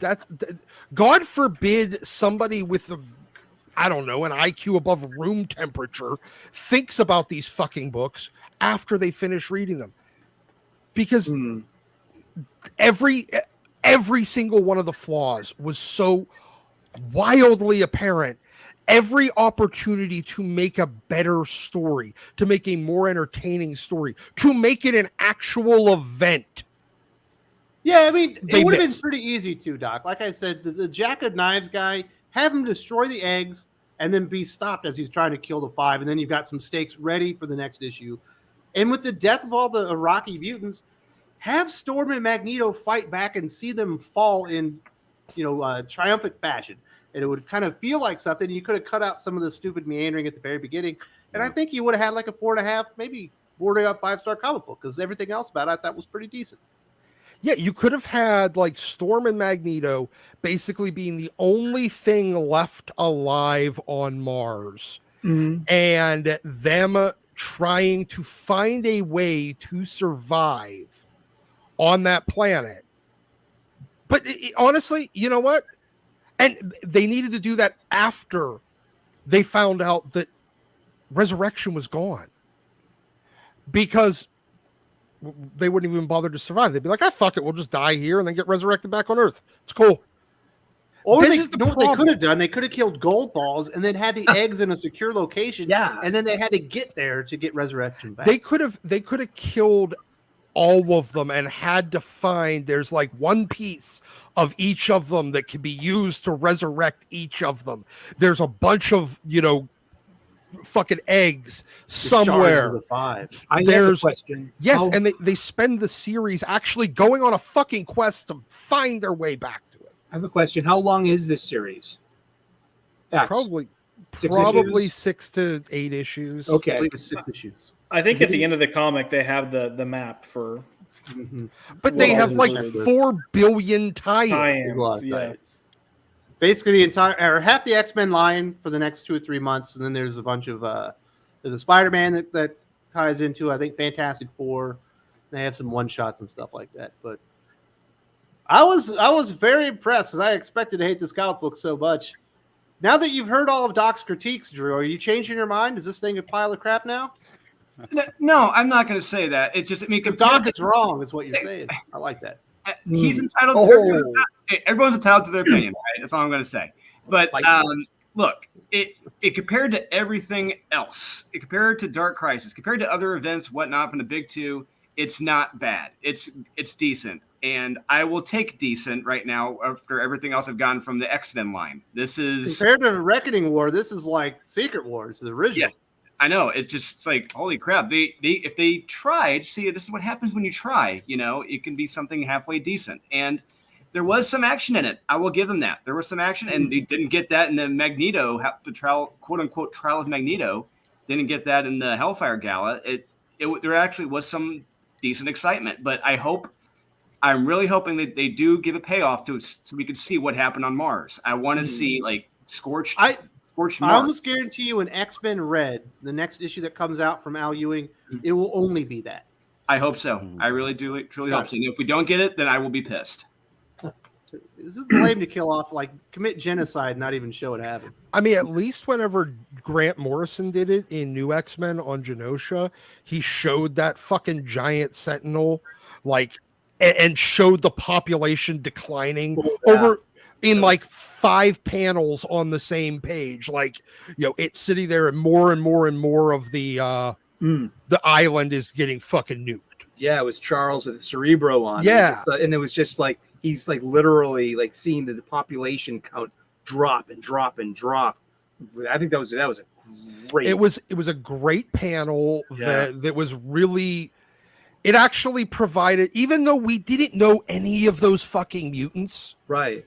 we didn't need to, because they did it well enough.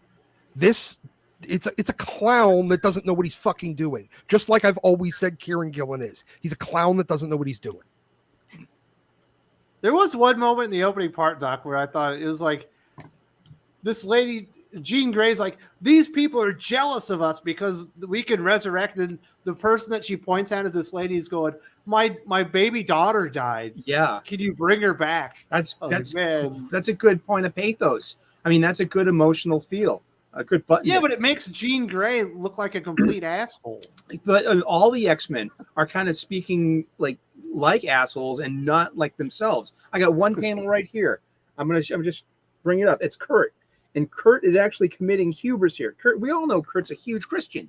And he says not here, anymore. He's actually created his own religion. Yeah. I know, because that's so un-Kurt. So Kurt commits hubris, literal Greek hubris right here. He says, we are the world's new God now. He just compared himself to God as a god.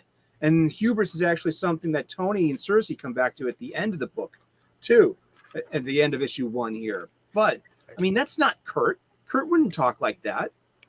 See, Jean Grey going, this lady's jealous of me because I can resurrect and her baby's still dead. Yeah. And you know what? That I chuckled. I'm an awful person. But I'm like, are they trying to play that off as the toxic deal of that? That's why people are happy that they're going to die. Yeah. It's like, I'm rooting for the people that. The thing with Jean, and see, here's the thing with this whole thing. Since the beginning, we've been told that resurrection is only for mutants, and it's not because there's a reason why it's only for mutants, not just because they just want to hoard it, but it was very much implied from the beginning that it was only worked on mutants. Yeah. Like it didn't work for people like humans. Something with the X gene is what allows them to resurrect. And you know what? They backed off that, and instead, Jean can't just sit there and explain. Because if that's still true, all Jean has to say is, I'm very sorry. Our technology only works with those with an X gene. The end. Yeah. Now, people can't get... 90% of the people that are pissed off about it can't be pissed off anymore. But instead, you have them all sitting there basically saying, well, we're using this until we're all back, and then maybe you can get some. They look like petulant fucking children. I thought it was actually a play on like people yelling social media wanting this move. Like they kind of might know that it can't happen, but they're still going to bitch and moan because they want it and you have it, and this should be all of us getting it. I thought it was a weird play, a really weird play of what it might be. But I can even understand that, but all the mutants have to do, literally, Jean, Emma, these are the fucking psychics too. Yeah. They can figure out what's going on in these people's head. Oh wait, they just completely misunderstand. Yeah. They don't all we got to do is explain to them, I'm sorry, it only works with people with an X gene. The technology just plain doesn't work if you and then don't even have if you're one. lying, say we're working on it. We're working on it for you. Just lie if you have to, like right? I'm sorry, we're not going to not bring this to market because for our people, just because we can't give it to you. This isn't fucking kindergarten, and there's not, I'm allowed to, still allowed to use it if I didn't bring enough to share with the class. Yeah. Yeah, I thought it was weird. And again, when that scene came up, since I hadn't been reading X-Men comics for a year, I thought maybe we have something different. Something came about. But yeah, it was odd that they just didn't say to them, listen, I'd love to do that. That would be the first thing I'd do. Can't do it. Your baby, your girl, X gene? No? All right, sorry. And be nice about it, but. And the thing is, even if they said, well, it only works because Cerebro only scans and backs up mutants. It's because of an X gene. Yep. I'm sorry, we don't have a thing. Do you want, the mutants all accepted that we were all going to basically read all of their minds all the time to make a digital backup of them. Yeah. Do you want us to do that to you too? Because I'm pretty sure there's a lot of you that are going to be pissed off. They'd be pissed off at that. They wouldn't allow that. Yeah, exactly. So those are the two options. We can read your mind and you can live forever, but we have to build a whole new machine that can read your mind. Cerebro's designed to only work on people, not like the fucking movies were, where it was making them focus on the not like how X-Men 2 was, because that's not how Cerebro worked. No. It just literally couldn't even see fucking humans. Oh, I would like to take this moment to say that Jasper Plane was just pushing for the Docverse in the comments. So. Yeah. I will re-script over John Burns X-Men Elsewhere. Or I mean, I'm betting Jim Lee's going to be pretty free to do shit in the not too distant future. I'll give him a shot, Yeah, It'll be delayed. Yeah. I think the thing to take away from this, I think Doc was right earlier. Once we get to the end of this, Doc is right. Why is Wes missing the Doc is right show? He keeps bouncing at the key moments of the Doc is right show. Drink every time you say Doc is right. Everybody's dead already. Or another one, brother. I think the thing that we can plan on is by the end of this, it's not going to matter. And that's not I mean, we're just seeing that in every comic book event that we've been getting for the past 2 to 3 years. So. No, that's true. And that's why you want to have the stakes, at least in the first issue, because when you don't have them, that just gives you that idea. Okay, don't need it. I mean, the whole thing is the first issue is a hook for people. That's what's going to draw them to come back in the next issue. Guess what? You finish this one in the literally nothing changed. Yeah, and I don't know about Josh, but reading this, I'll keep reading it if we're going to talk about it or whatnot, but it didn't get me inspired to catch up on things that I missed, or it didn't really inspire me to say, oh my God, this is my jumping back on point. It's just reading it for here. It really didn't get me that excited. Like this issue needed to end with chaos. Everything in chaos. The 5 unable to resurrect people. Well, it's only the first issue, so if there is, hopefully these are just setups. It doesn't matter. The first issue is that big bang. You missed the fucking chance to grab people with it, though. That's the point. The first issue is where you put the heroes in an untenable fucking position, and then they spend the rest of the series trying to get themselves out of it. And here's the deal. We were saying about how it's better than Dark Crisis. Remember, that first issue pretty much had most of the people in the DCU saying, yeah, they're not really dead. The Justice League, they do this all the time. And then John making this crazy team. Here we are, the new Justice League, again, just kicking people in the balls with the new characters and stuff like that. And why can't they get it? Like you said, Doc. Doc is right, Wes. You have to realize that first issue is very important. I mean, the whole idea of first impressions, and you're going to have people like me and Josh who are coming back to that because, oh my God, and then you just kind of don't go far enough. You end up where you had the chance to go, really like chaos, like you said, just a mess. And oh my God, I got to see what happens. Yes, issue. You need to draw people back. This issue needed to end with the 5 unable to resurrect because a couple of them are dead, but there's some hints that they could recover that. You have the Avengers they did it with the Avengers part with them trying to, I guess, build a fucking god. But you needed the Eternals, like the rest of the Eternals, to actually do something because they were barely even in this. So Arakko is dead.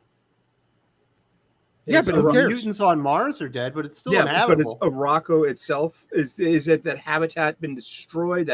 Who cares? They'll terraform it again. Or is Arakko itself been killed? Because Krakoa is a character, Arakko is a character. It's probably still alive. Yeah.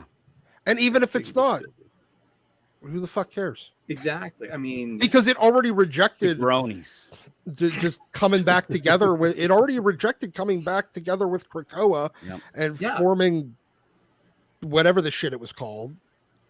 Oh my goodness, Doc! I don't remember. It's been too long. I know. It was like Island Sex was about to happen. Yeah, Island Sex did happen. Yeah. Number 2 from my hope. Yeah, they just had a quickie. My hope for this thing is that by the end of it, there are no more resurrections. Krakoa goes back to being an enemy, and we bring everything back to Grey Malkin Lane in the mansion in a danger room. Honestly, I'd be happy for the mansion to be gone, everybody to be split up, some of them to be on the other side of the universe, some of them to be fucking operating out of Antarctica. An X-Force team working in the shadows out of Camp Verde. And and fucking Krakoa back in space where we left it after Polaris threw it there in giant-sized X-Men #1. All right. Well, we do have some comments from the viewers. Comment Sense says, Spider-Man freshman year was supposed to be before Civil War, but it's already convoluted, adding Spider-Man's Rogue Gallery and adding Doctor Strange. Yeah, I mean, look, I'm just being realistic. I think sometimes you get these ideas of like, oh, let's go before they became a full-fledged superhero. It's kind of like what they did with Gotham. And then you start doing that and you realize, shit, this is going to get boring really fast if we don't have some actual villains in here. So that's what I'm saying. Just take it as a grain of salt. Like, it's going to be what it is. Well, remember, Gotham ended up being exactly what I thought it was going to be, either a story about a very ineffective cop or the prelude to a man beating up geriatric people. Yeah, Gotham was terrible. I hated it. But Now, what kind of freshman year are we talking about? Is this a freshman year of high school or freshman year of college? No, it's high school. Okay, cool. It's going it's going back to the Spider-Man Homecoming when that movie took place. It's going back to that time frame. It's just a different scenario. Okie doke. So thank you. Kenneth Dowling says Charlie Cox has been doing an Irish gangster series for the BBC. To be fair, Doc, A.X.E story is interesting, but it's born from shaky ground from Hickman's unfinished X-Men and Aaron's trash Avengers. Yes, and Kieron Gillen's trash Eternals. Because that wouldn't have been canceled before this fucking series even came out if it was any good. Damn. Avengers, a lot of people liked it. I thought it was too boring. I tried to read it. It was yeah, I thought it was boring as well. It still got canceled before this even launched. Yeah. How the fuck you do a major event with a canceled book as one of the 3 leads? That's brilliant. The Assad Ribic art obviously was good, but that was about the only thing I really enjoyed on that one. And I like Charlie Cox. I don't know where Doc's crapping on Charlie Cox. He's really I don't know. I don't have any problem with. I don't have any problem with Charlie Cox. I literally just haven't seen him in anything. Oh, he's been in some British gangster show. He's blind, man. That explains why I haven't seen him in anything, because he's on some fucking he's blind? British. No, because he's on a British gangster show. Hey, if you want some good writing or some good stories, the BBC might be where to go. I 2 seasons of The Last Kingdom, it was great. 10 years ago, the BBC was absolutely the place to go for up and coming great writers. Now, not so much, but okay. In fact, though, the other day I was watching what I love. Never mind, that's going to get you definitely demonetized. Let's do that. Common Sense says, I agreed with Doc that no stakes for the character's death in A.X.E Judgment Day. When's the last time a character's death that actually impacted you? Ooh, my answer is Karen Page and the Kevin Smith Daredevil. That really had all the feels for me. I literally cried, especially at that scene with Spidey talking to Daredevil on top of the bridge where Gwen died. I might go with Alfred. At DC, one of the recent ones. That wasn't supposed to be a real death, though. I know. That was supposed to be a swerve. Yeah. Colossus. Colossus alive. Oh, and astonishing? No, that's when he came back. Oh, that's right. He died. Stopping the legacy virus. Yeah. Yes, he took the injection to basically cure the legacy virus, but it was going to kill him. So yeah, I want to say the Alfred death was just I was pissed off, but it didn't act on me. Oh, it impacted you. Okay. Yeah. What about you, Josh? Huntress? No, not really. I mean, Huntress hasn't really. No. I'm with Jim a bit. The Alfred death pissed me off, so I felt it in that respect.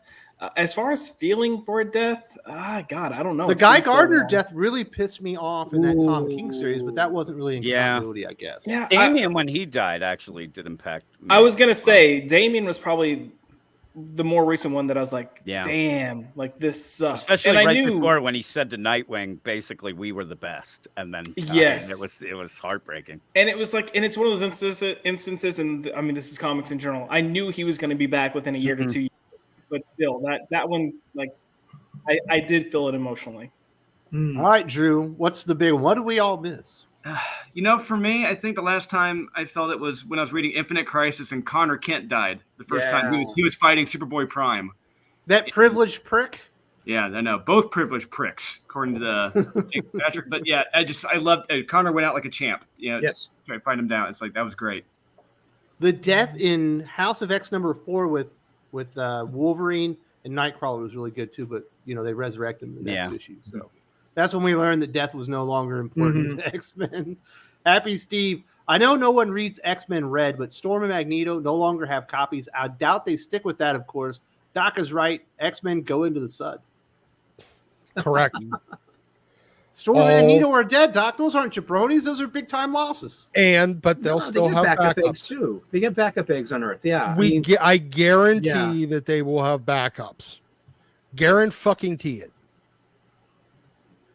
Well, maybe that's where the stakes are. We just didn't know it because they forgot to say it during the story. My goodness. Get it, Dowling. Do I need to read Eve of Judgment to start Acts? Absolutely not. Nope. In fact, I would highly recommend not reading Eve of Judgment because it's so bad. It's just characters talking for 30 pages. I would just go in and read Acts Judgment Day, and I think you'll be happy. Don't listen to Doc. It was perfectly good. Kenneth, real quick, another fight. Fight of the Robots, Terminator versus RoboCop. I pick RoboCop. So the last time I saw Terminator was in Terminator Genesis. And Arnold had become a nanobot robot because he'd been injected or whatever. So I think that version of Terminator would beat RoboCop. I'm going Terminator as well. Terminator versus RoboCop. That was a Dark Horse comic. That was a really good one. That was old. Who won? Didn't RoboCop get like hacked by a Terminator and had a heel turn and then came back from it? I think it turned out that RoboCop's programming was Skynet. Like it was like an infancy of Skynet. Yeah. That was some good stuff. Did you like Terminator Genesis? Genesis. Wait, that was the one with Amelia from Clark. Game of Thrones. Yeah, and Jay Courtney, right? I'm trying. Yeah. And discount store Tom Hardy. That's what I was trying to think of. I was trying to think of his name. It wasn't my favorite. I remember at the time thinking like, oh, people need to be watching the TV show that was on Fox because I thought that was a better. Right. It was absolutely Sarah Connor Chronicles. That. I was like, man, like forget this. Y'all need to be watching Sarah Connor Chronicles. So. And then we got Isn't that Dark weird Fate. that the two ladies from Game of Thrones played the same character? Yeah, huh? Ain't Not that cool? surprising. Cersei was the better version of Sarah Connor. Matt Smith was in that one too, right? The Doctor Who. No, he was in Genesis. Okay, Genesis. yeah. That's Matt what I Smith, meant. he's in that Matrix movie. Gynesis, right? Yeah, he was also. Yeah, he was in Gynesis. And, that's what I meant. I thought he was in there. And he was in Matrix 4. That Matrix movie is so bad. Common sense. Before there's no more resurrections, the Five should resurrect Nomi Blue and Derek Morgan. Why Jordan White hates those original characters? Is that true, Doc? I have no idea who either of those people are. Neither do I, and you're the X-Men expert. That's why I threw it to you. I don't think they're... Derek Morgan, I think, is the character from fucking Criminal Minds.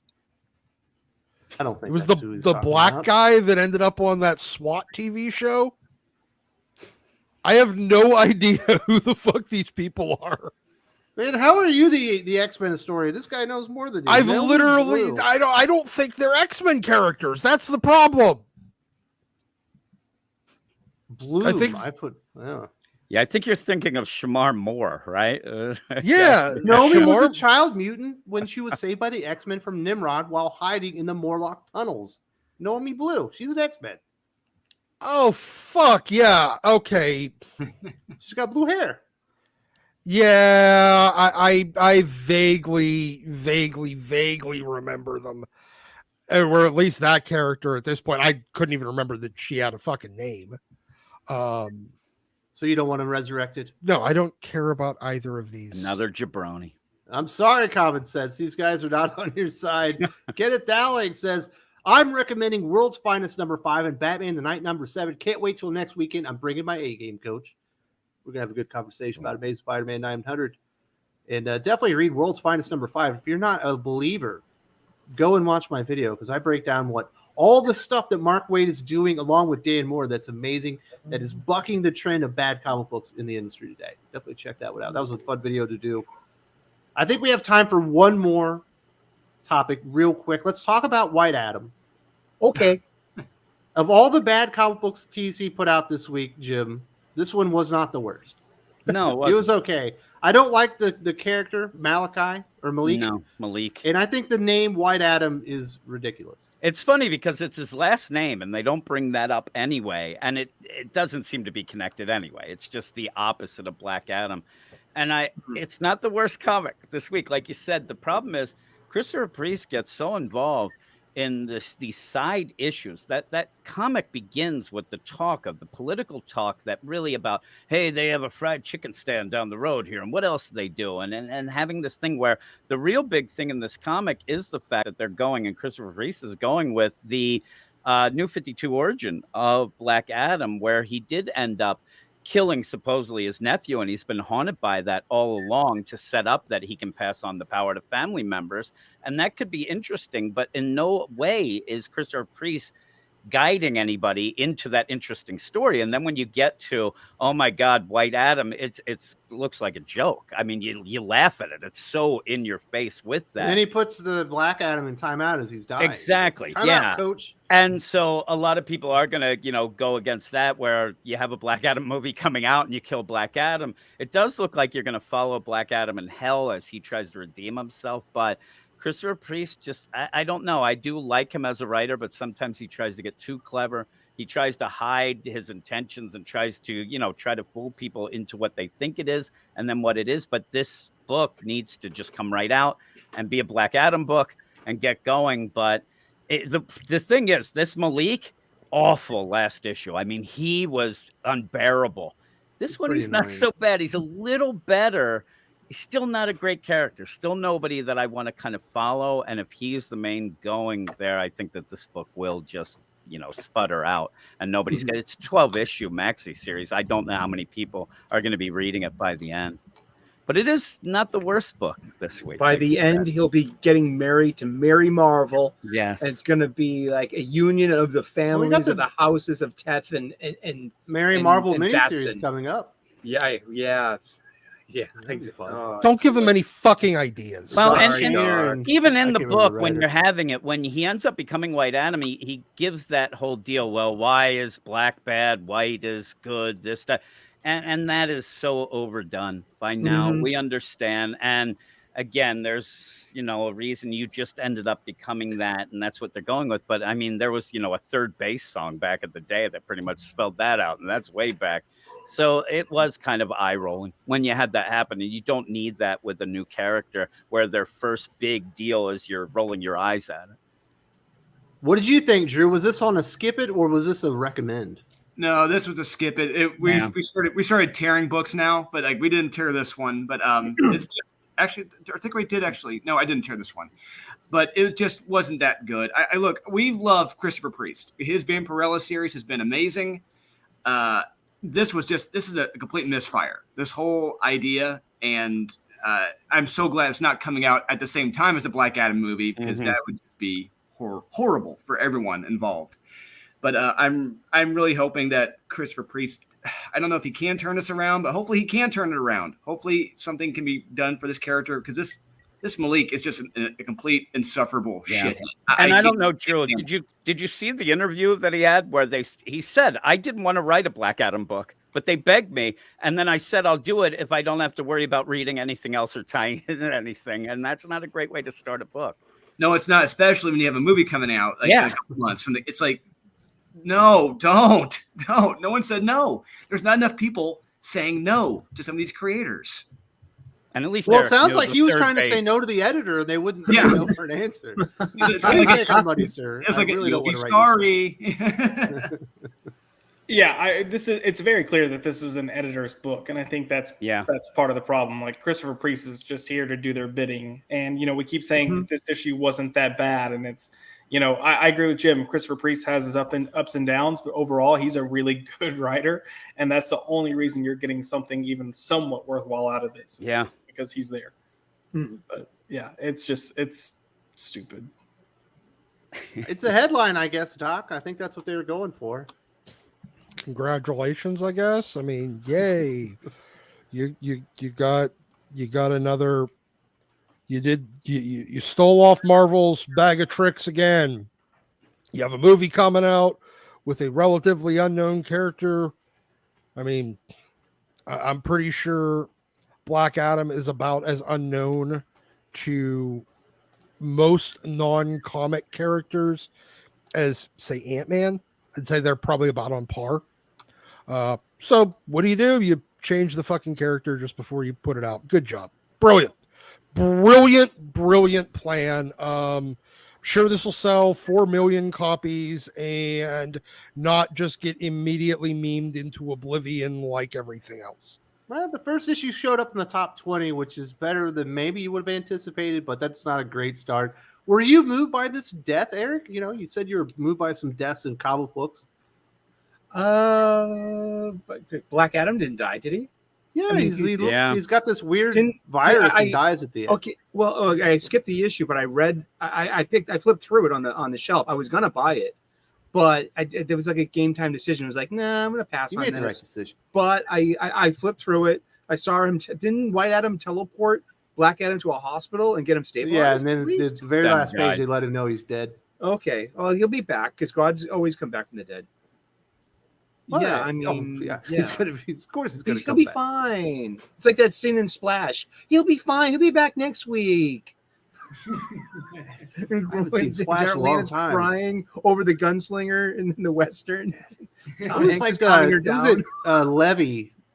He's the best character in there, where he's trying to get proof that she's a mermaid. What's Daniel Levy? What's his name? Eugene Levy. Eugene Levy. That guy was the best part of the whole movie. The dad from American Pie? Yeah. Okay. He's great. He is. You didn't like Schitt's Creek, Doc? Oh. No. Check out all those movies with him in it, like Waiting for Guffman. I've seen all those.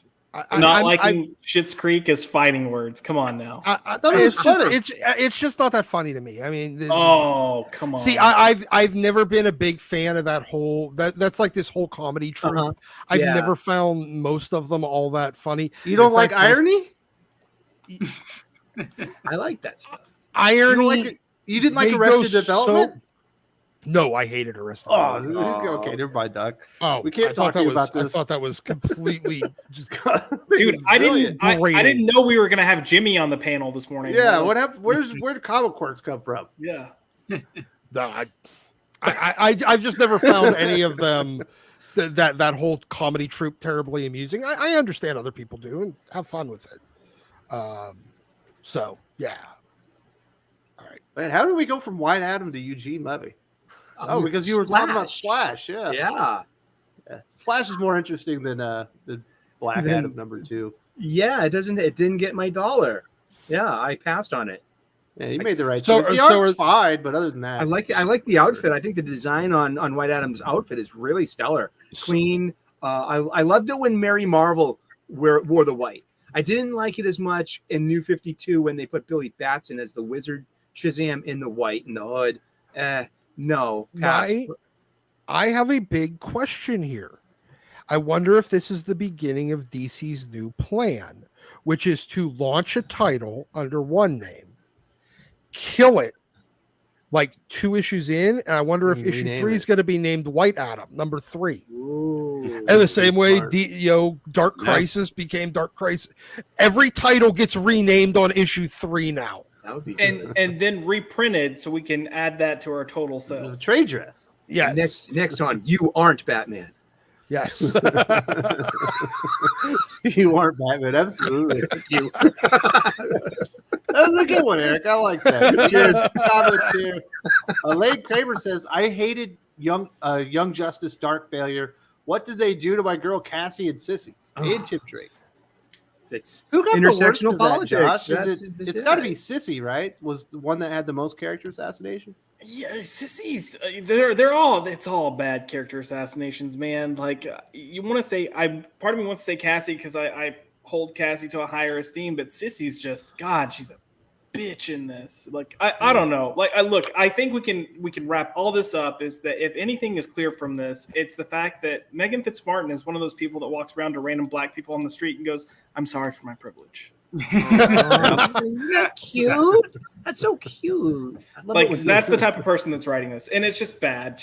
We've been on this. Like I'm just dreading what else we're gonna see from her in the future. We're almost to the final evolution. People they're like, you're not going to believe this comic book. I was like, well, I don't want to read it, but once so many people tell you it's bad, you got to go check it out. I can't wait to see what the next evolution of middle class liberal white women saviors manifests as in the comic industry, because that's all it is. I'm to the point that I want people to stop talking about how bad writers are and then asking the question, how are they getting worse, or how are they getting work? Because everyone that comes after that is just worse. I'm like, yes, don't like Marvel and DC are like, you think they're bad? Hold my beer. There's this bet going on. Kenneth Dowling says the most impactful deaths in comics were Superman and Death of Superman. Him dying hit me so hard I didn't even think he'd obviously come back. Peace, guys. That was a good one. That's one action-packed comic book too, Josh. Yeah. It's just a big fight for like 40 pages. Follow through punch after follow through punch after follow through punch. It was good. Splash. Dan Jurgens made very good work of his How to Draw Comics the Marvel Way. Yeah, he fucking learned from that shit. Dude. Pretty impactful stuff. Yeah. No pun? Yeah. No. That's his Justice League didn't hit like that one. Kenneth says, my second most impactful is Gwen Stacy. I'm done. Gwen Stacy was awful. I mean, obviously coming on the heels of her dad dying too, and Spider-Man thinks he saves her, and he's bragging like no one could stop Spider-Man, and then he realizes exactly that's tragic. That's pathos. That's hubris. That's everything in storytelling that's good. That's about being able to knock your character down, and still at the same time, get a good story. I mean, here he is. He's literally a genius, and he makes a split-second decision that gets her killed. I mean, that story's the strongest when Pete is responsible for Gwen's death, by doing it wrong. That's the learning moment. Hey, that's Josh, strong writing. Yeah. Hey Josh, in the chat, they're asking whether or not it actually can get worse. My thoughts is, if you think it can't get worse, that just means you don't have the sufficient imagination.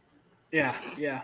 It can definitely get worse. It can definitely get worse. I don't say that. Common Sense says, can we address that Malik is a ripoff of Khalid Nassour? Both med students from New York, have a friend who wears a hijab, both related to older characters. Khalid is Kent's nephew. Malik is Black Adam's descendant.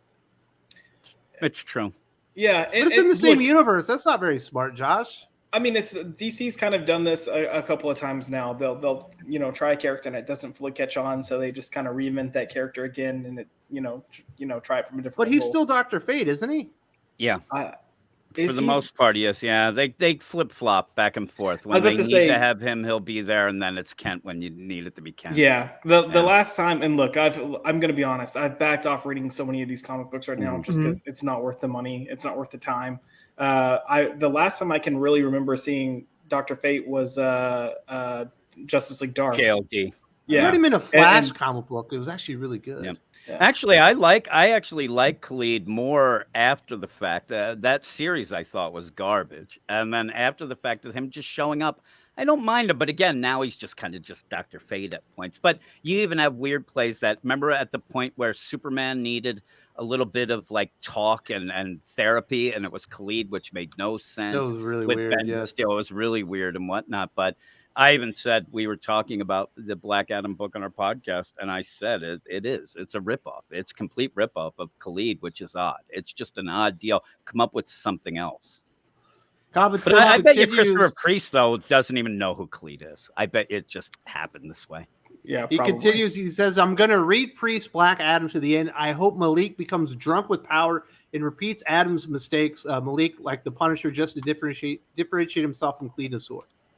Adam's going to be alive in number 5. Yeah. He could be the next Azrael character where he gets the mantle and it's too much power for him and he goes bad. I And he just actually gets think he'll be hammered. He's good. just drunk all the time. Now, that'd be cool. I think he might actually start doing what might be a better job, but then Black Adam has to come back and say, listen, I'm redeemed. I went through the levels of hell and now I want my deal back. Why does Black Adam want to be redeemed? I've never gotten the feeling that he thought what he was doing was wrong. It was just that deal. They had in the New 52, the origin was that he killed his nephew and stole the power, but that was kind of Black Adam. And now he's thinking back at it, seeing ghosts and his conscience. Back in those days, everyone killed their family. I know. With the power. I mean, it makes sense. That's what you did. And he ends up now. And it's just that weird play, even with that, having it coming off Bendis just putting him on the Justice League and trying to make, you don't have to make Black Adam a hero. Even if he has a movie out, he's Black Adam. You know, he's an anti-hero. He's like the Namor of DC Comics. Exactly. He has the same. He has hate for everyone outside of his. And they seem to want to redeem him. Even in this issue, though, they say he can't be redeemed. And I mean, really, he's killed so many people. But yeah, it's just an odd play. And I think they just want to make him. Oh, The Rock's playing him. Oh God, you know, we better make him a hero everywhere. And it's just not working as well. Yeah. Thank you to everybody for supporting the channel. I think we've gone on long enough. We're at like 12:30. Let's start wrapping this bad boy up and start talking about some comic book recommendations. Woo! Drew, obviously, you and I are going to do recommendations for 11 comic books tomorrow. We have an enormous list. Almost all indie comics. There's so much good indie stuff, but all the big two stuff kind of is not so great. Anything going on with you guys over at Comics League people should know about? So yeah, we're going to be at C2E2. We're going to have over 10 different exclusives at our booth at C2E2. We're going to have Ryan Brown, the Mad Irishman, at our booth, and we're going to have Ali Garza. And I just submitted Born of Blood #4. Joe gave the thumbs up. Joe Corallo gave it the thumbs up, and I asked him, "Is it better than Dark Crisis: Young Justice #2?" And he said, "Yes, it is. It's much better." So. That is a very low bar to cross, sir. He's beating a big two comic, Doc. Exactly. Yes. I'll take that win. And working on #5 coming up soon for Born of Blood. And I got more projects coming down the pipe. I can't say anything yet.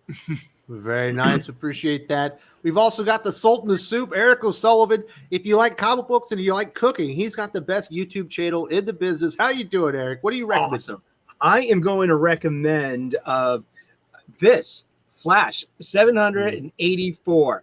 This is a newer comic book. It's a Dark Crisis tie-in, and it doesn't matter if you're this is a Flash fact. I love the Fastest Man on the in DC Comics, and I've always been a Flash fan.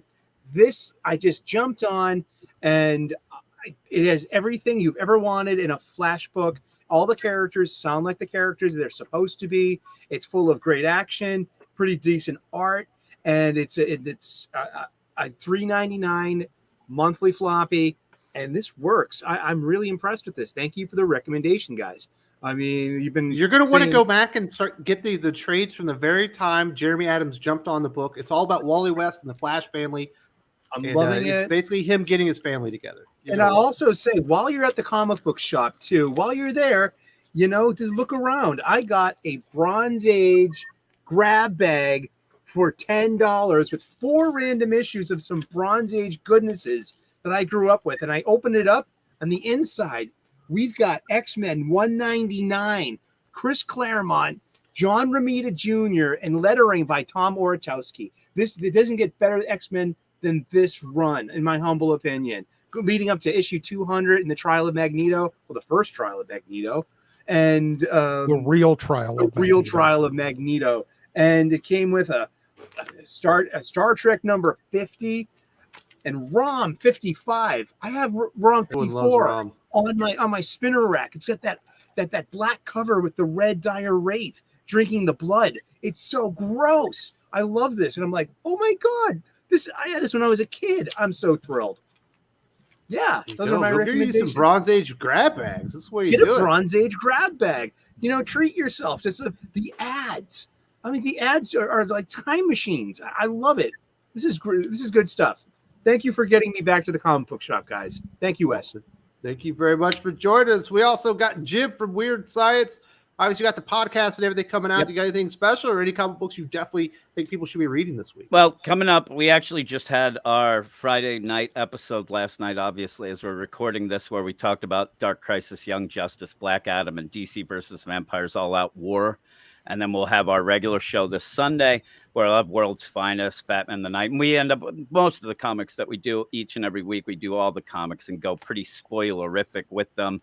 I mean, some of the reviews of them are about an hour long. We kind of deep dive into it and talk about stuff like that. But my recommendations, though, are Batman, Superman, World's Finest by Mark Waid. I think that'll be on most people's list this week anyway. And Do a Powerbomb #2 by Image and Daniel Warren Johnson. Those are my two. I'm not going to recommend Rogues Gallery. I think that people were clapping back at that one. So, but those are my two recommendations. And check out the links. We also have a Marvel podcast, a manga podcast, all that stuff.